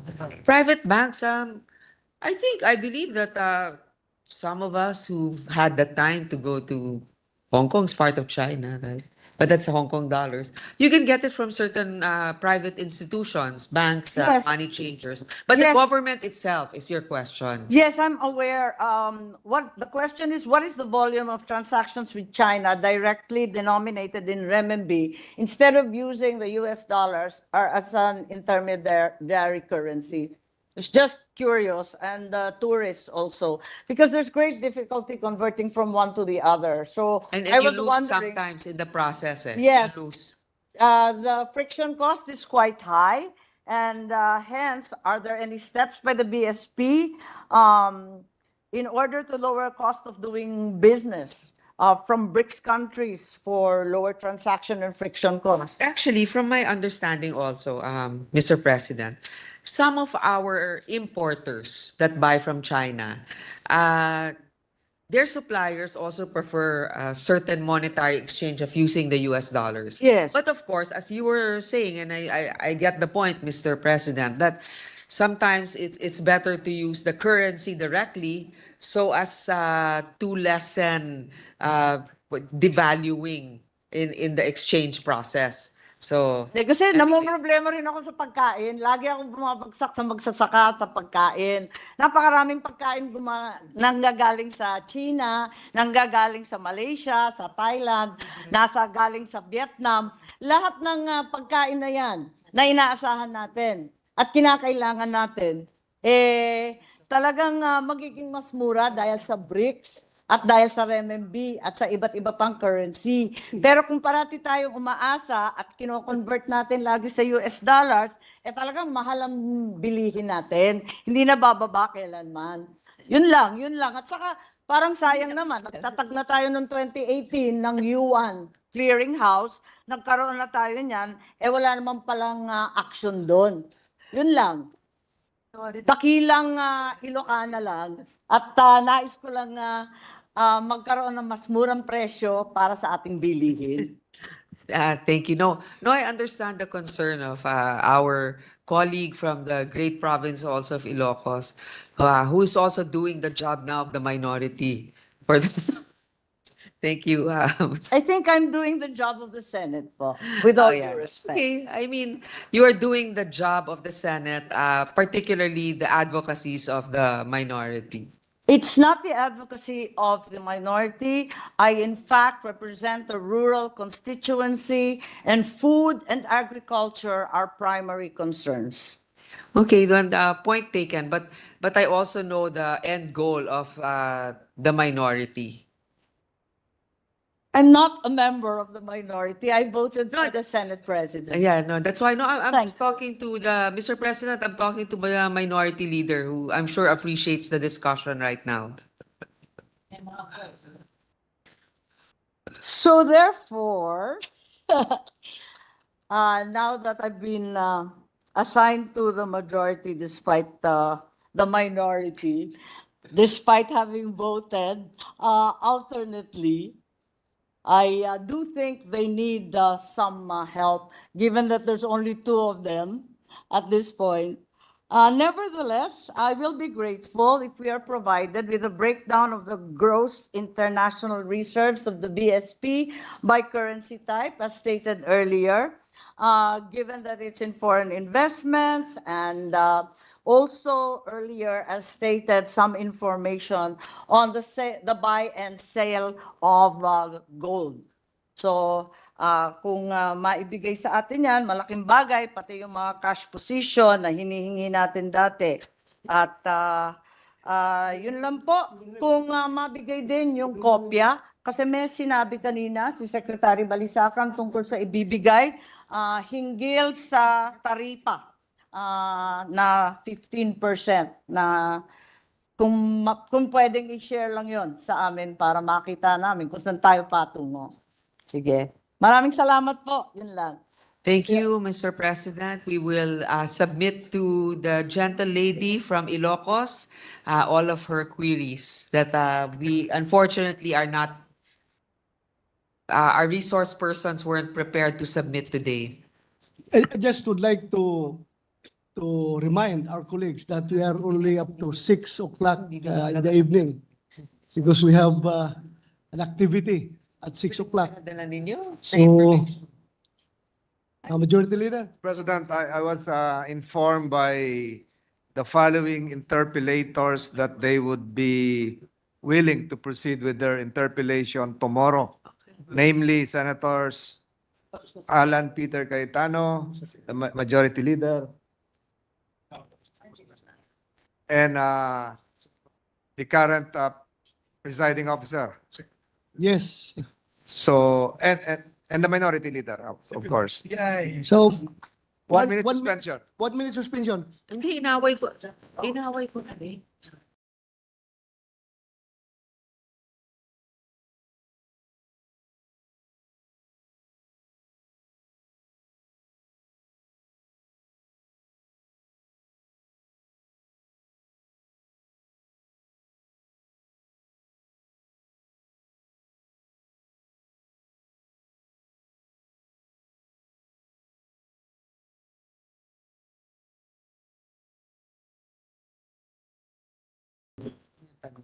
Mr. President,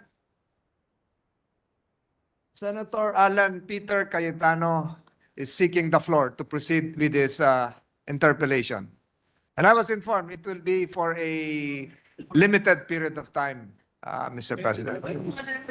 Senator Alan Peter Cayetano is hereby Yung recognized. extension mo eh. Pero these are all valid questions. Diba? Parang to harp on it. Obviously. Sir President, magandang Kulang hapon sa po, information Majority tungkol Leader, Minority meron Leader. tayo. Would the graceful and brilliant chairperson of the Committee on Finance yield to a couple of questions? Yes, it is my pleasure, Mr. President, to answer questions that can clarify for the great city of Taguig representative. Thank you very much. Actually, tatlong topic, but first and foremost, I'd like to welcome and thank the economic team for being here today and of course for their hard work. The three topics I'd like to bring up is yung ayuda and our eventual shift from ayuda to programs that are, how do we say, tied up or that will support micro and small, medium, and micro enterprise. The second topic is on what we feel is the best returns in terms of investment dun sa budget. And another topic, I don't think we'll finish in the next 15 minutes, and I think the minority leader and the minority will ask questions pa tomorrow. So let me start out that way, no, na apples to apples, what does the administration feel is the best return on every peso we spend? Is it infrastructure, education? I know it's hard to put one, but let's say what's the top three?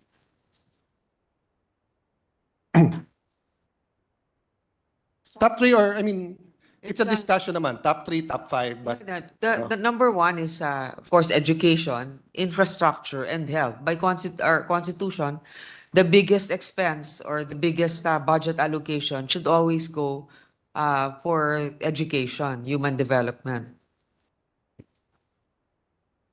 and I guess when we talk about health, education, anything long-term, anything we put into people, no, developing people, I think Singapore said it the best, di ba? Dahil wala silang natural resources, so talagang ini-invest nila ito sa tao. But we are a country rich in natural resources. Of course, our number one and best resource is still people. So I think we'll all answer education, health, infrastructure, maybe in creating small businesses, etc. No? But the reason I bring this up is we had the president of Singapore as a guest of the president of the country, and Taguig had a unique opportunity to have him as a guest for a program sa Milk Bank. No? And this guy is a genius in finance, spent his life studying numbers, finance, returns on investment. And I was joyfully surprised when he said that in all his studies, ang number one sa kanya na best in returns, And I thank the NEDA Secretary for listening intently now. No? Ang sabi niya, number one na best na return is anything that will help prevent stunting. Okay? Kasi sabi niya, if you have scholarships, that's an intervention in grade school, in middle school, in college. If you have health, of course, that's always an investment. Pero kung yung bata ay stunted, no matter kung gaano kaganda ng housing project mo, ng livelihood projects or whatever, hindi ito makakapagbigay ng returns kasi once na stunted na, limited na yung interventions na pwede. So I have a chart, and if you allow me, I'll continue tomorrow, but I'll just leave that as a hanging question. I'd like to know, I'd like to know first if we agree that that's one thing we cannot allow kasi more or less lumalabas ang in danger of stunting or sa Tagalog yung pagiging bansot, no? And we're not only talking about yung physical na hindi na nag-grow, but we're also talking about mentally, emotionally, etc. So ibig sabihin pati yung kanyang emotional, physical, mental development stunted na para mong tinigil na doon. At hindi madaling i-continue yon, di ba? Hindi katulad, for example, na in certain cases na malnourished, may intervention, mahihil yung bata o magiging well-nourished at makaka-recover. We're talking about stunting and lumalabas, it's a scary number. Parang more than 1/3 of Filipinos or almost 1/3, 30-something% is endangered of stunting. The good news is, it's still bad news, but the good news is it's concentrated in some areas. So we can actually have interventions in those areas. Kasi if it was like 30% or 30% all over the country, mahirap magkaroon ng programa all over the country. But if it's like 40% in one area, 25% in one area, 5% in one area, we can rely on the LGU dun sa 1 to 3, 5%. But the national government can come into the areas na 20%, 30%, 40% yung danger ng stunting. So the two questions, sorry mahaba yung intro, but first question is, do we agree no, na if not the highest, one of the highest na talagang return on investment is to prevent stunting? And then the hanging question, which let's discuss tomorrow, is what are the array of programs we're setting out to specifically target? I'm not talking about general programs of the 4Ps, etc. I mean, you can mention that, but the 4Ps has been there since panahon ni President Gloria Macapagal Arroyo. Of course, it was boosted up during Pinoy's time and until now, but the stunting numbers have not changed. So yes, it's a good intervention, but it's not a targeted intervention. No? Yes, Mr. President, I'm glad that Senator Cayetano Alan has brought this up because that's always been our advocacy. In fact, together with him and Senator Pia, they've supported this. That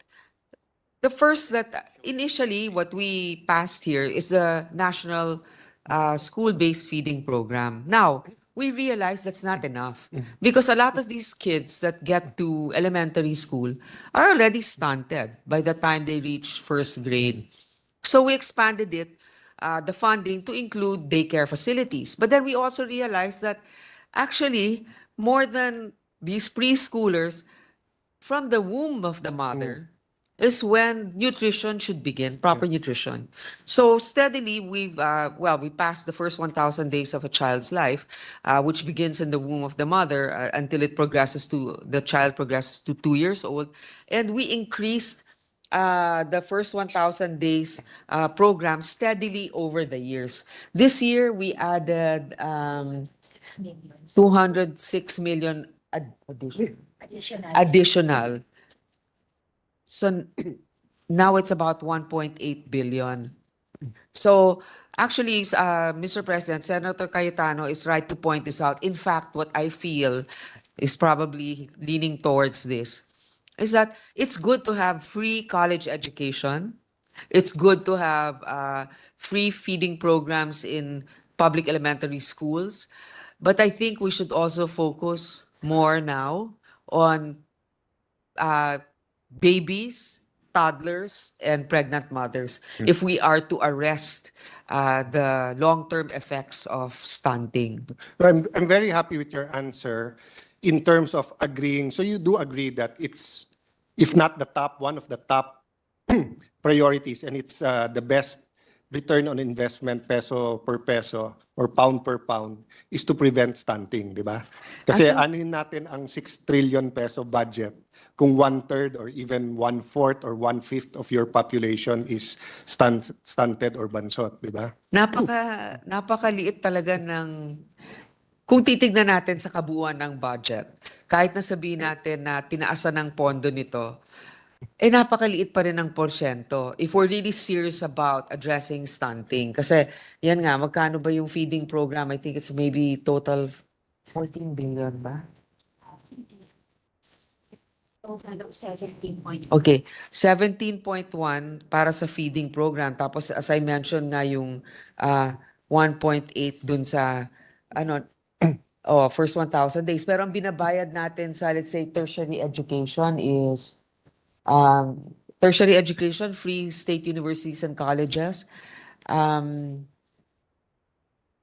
nasa 56 billion. Di ba? Pero hindi nga aabot marami sa kanila doon kung hindi sila, di ba, naalagaan habang bata pa. Most of our free education is in state universities, and still you have to get in. And yun nga, I think many of the dropouts would really be yung mga stunted din. No? So having said that, siguro we can go through the details in the next few days and look at the departments. But one thing I'd like to contribute, and of course with the support of the chairperson and the whole committee, is that let's look whether the departments are really giving this priority. So for example, magkano yung MAIP this year? 30 billion, more or less, 35 billion.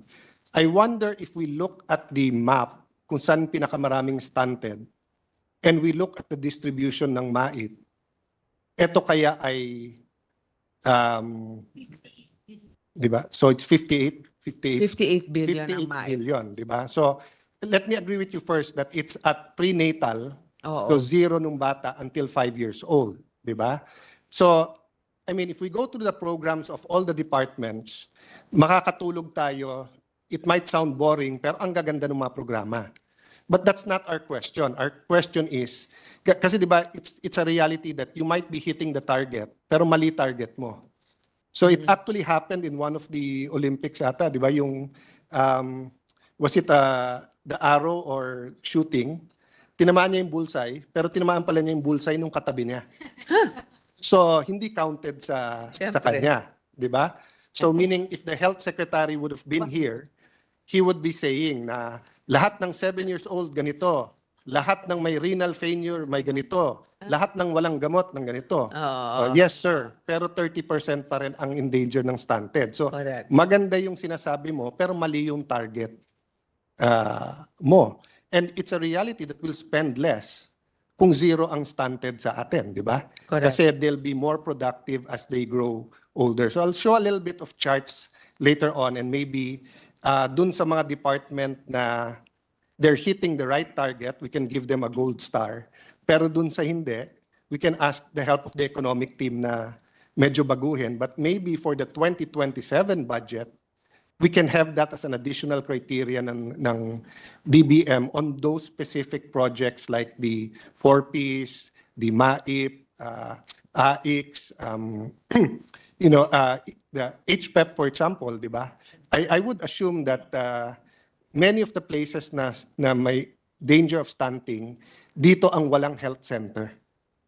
Di ba? So, kung gagawa ka rin ng health center, last year, it was 45% ng lahat ng barangay sa Pilipinas ang walang health center.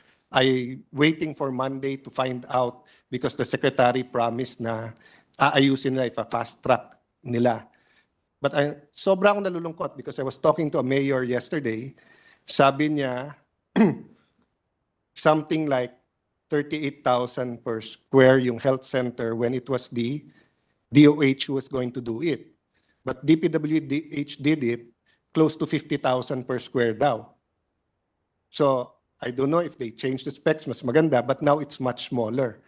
So I want to hear from the Secretary on Monday, ano nangyari sa kanyang for health facilities. But I'd also like to find out, are you putting it in areas na pinakamalaki yung danger? Unfortunately, I assume these areas na pinakamalaki ang danger ng stunting is yung pinakamahirap.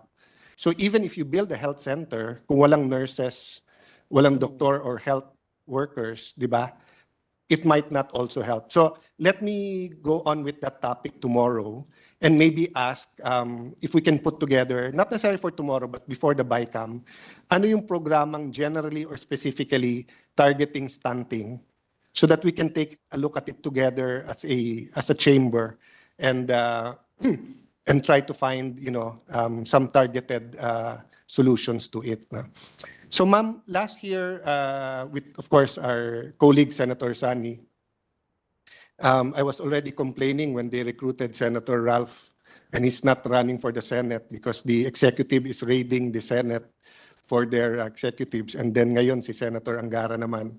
But I remember, gumawa siya ng computation, I think also supplied by the DBM Secretary.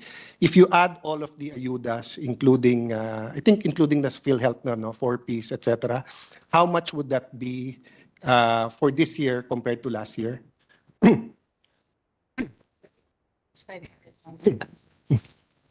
For 2025, it's 591.8 billion for the ayuda. But the social services sector will receive 2.121 trillion. How much again? 591 billion. Okay. And correct, we have 16 million families in the Philippines, or has that gone up to 17, 18? What's the present statistic? Ilan na? Ilan ang family? 35 billion. 16 times 5. Remember, Families. During the pandemic, we used 16.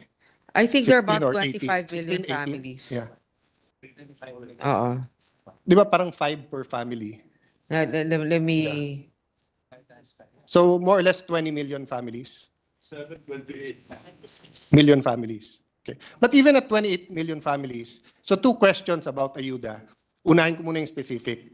So as you know, I've personally advocated 10,000 pesos per family, per Filipino family. We did that during the pandemic. 2 gives, 5,000, 5,000. Towards 2021, I personally felt na kailangan ng additional ayuda. So theoretically, we can actually give 10,000 per family. In fact, we can give 20 if it's 500 billion and you have 27. I'm asking if we can. I'm not asking if we will or if you want to. But theoretically, we have the money, right? The 10,000 at 27 is only 270 billion. And we have 500 plus billion. So theoretically, we can. Yes. Yes, diba? Yeah. Yes, okay. But the answer last year is we'd rather have it targeted. Yes. So let me just give this as an input rather than argue, because I know you know what you're doing. And I know that we're trying, all of us are trying our best to get the services to the people. But as you know, Senator Pia, myself, and Mr. Boy Abunda, we have a show every Sunday night, 11:30 on GMA7. And part of the show is really families or magkakapitbahay na nag-aaway. And half of it is about utang and about really having a hard time in life.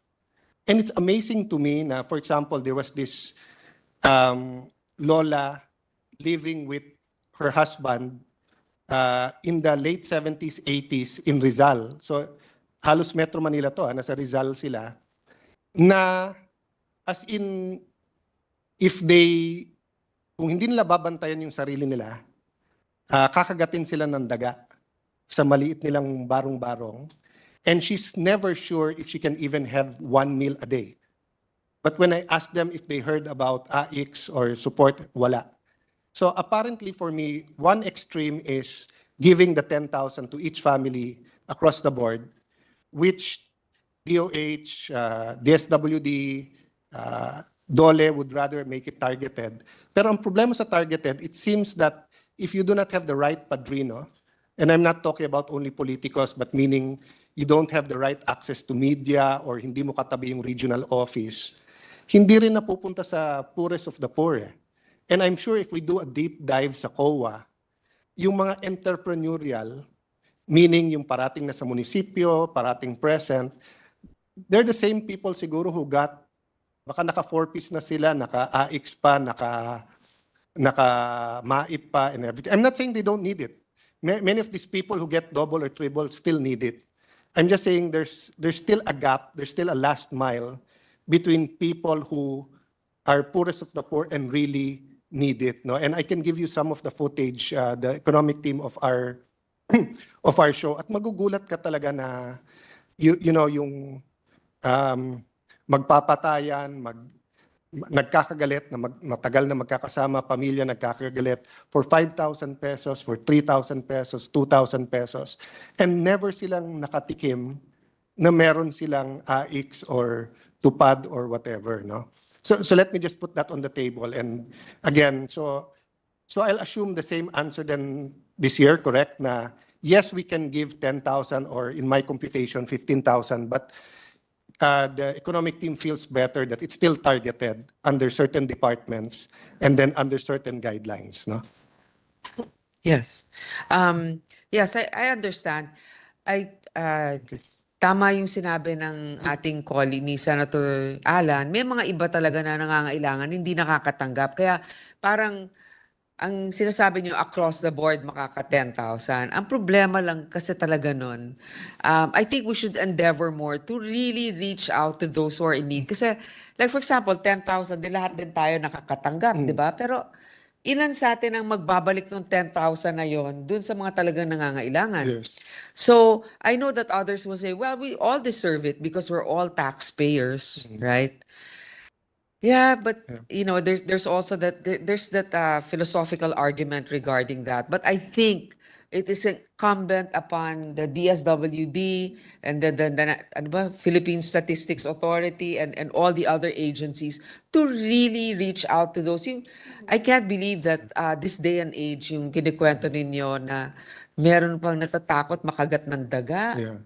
1 meal a day. I mean that's so unacceptable. Madam Chair, I'll agree with you at the majority leader is just reminding us that it is the Senate's anniversary and we have to leave in 5 minutes. But let me just say I agree with you. In fact, that's why hinihimay ko yung latest FIES. So, and if half of the population is the one in need, then you can actually give them 20,000. I was just saying that during the pandemic, walang red tape, less bureaucracy, to just give everyone. But that goes to my question now, which is, may I leave it as a hanging question and we can continue tomorrow. At what point do we stop increasing yung ayuda and start increasing yung programs that are really for teaching people to fish? So let me put it this way, di ba? I think most of us or all of us agreed ever since naman, it's better to teach people how to fish rather than to give them fish. But during the pandemic, especially during the lockdown, you cannot fish kung naka-lockdown ka. And not everyone ay tabing ilog o tabing dagat. So, and not everyone has access to fishing. So we decided to give people fish. At dun naman yung hugot nung 10,000 each. And I will reiterate, it was a second round rather than a new program. Having said that, I do realize that we're starting to shift, di ba? Pero pataas ng pataas pa rin ang mga ayuda. So I'd like to maybe not end the conversation tomorrow, but start the conversation. When do we start increasing, let's say, programs for micro and small entrepreneurs getting loans, which they cannot get from commercial banks, instead of a ayuda? Because now, if someone from the palengke needs to borrow 10,000, it's better for them na sumipsep and to get 10,000 from AIX rather than to borrow it, or to get 10,000 AIX, then to borrow from 5-6, then they pay 20%. No? Yeah. So I know it's a long discussion and it's not an instant 2027, wala na, 2026. We'll always need some form of ayuda, diba? But how do we do the balance? Maybe it's time to start that discussion if it's not being discussed already. But I'll end here, Madam Chair, and thank the economic team. It's 6:06 and I think we have to be in the old Senate building at 6:30. Thank you for your patience. And tomorrow I'll just show some charts on the stunting and just continue some discussion. Then just one more topic on loans which we started during the other committee, during the committee hearing. Thank you very much to the economic team. Thank you, Majority Leader. Thank you. Thank you for your constructive line of questioning, Senator Cayetano. That is a point well taken. Oo nga, alam mo yung mga mahihirap, lalo na ang mga kababaihang mahihirap, ang number one na nagbabayad ng utang on time. So if we can channel some of the support that we are giving to low cost or very little interest loans becomes teaching them how to grow their livelihood. Thank you. Mr. President, as earlier explained by Senator Cayetano, I move that we suspend consideration of House Bill number 10800. Is there any objection? There being none, motion is approved. Mr. President, I move that we suspend the session until 1 o'clock in the afternoon of Thursday, November 7, 2024. Is there any objection? There being none, the session is suspended until 1 o'clock in the afternoon tomorrow, Thursday, November 7, 2024. Thank you, Mr. President.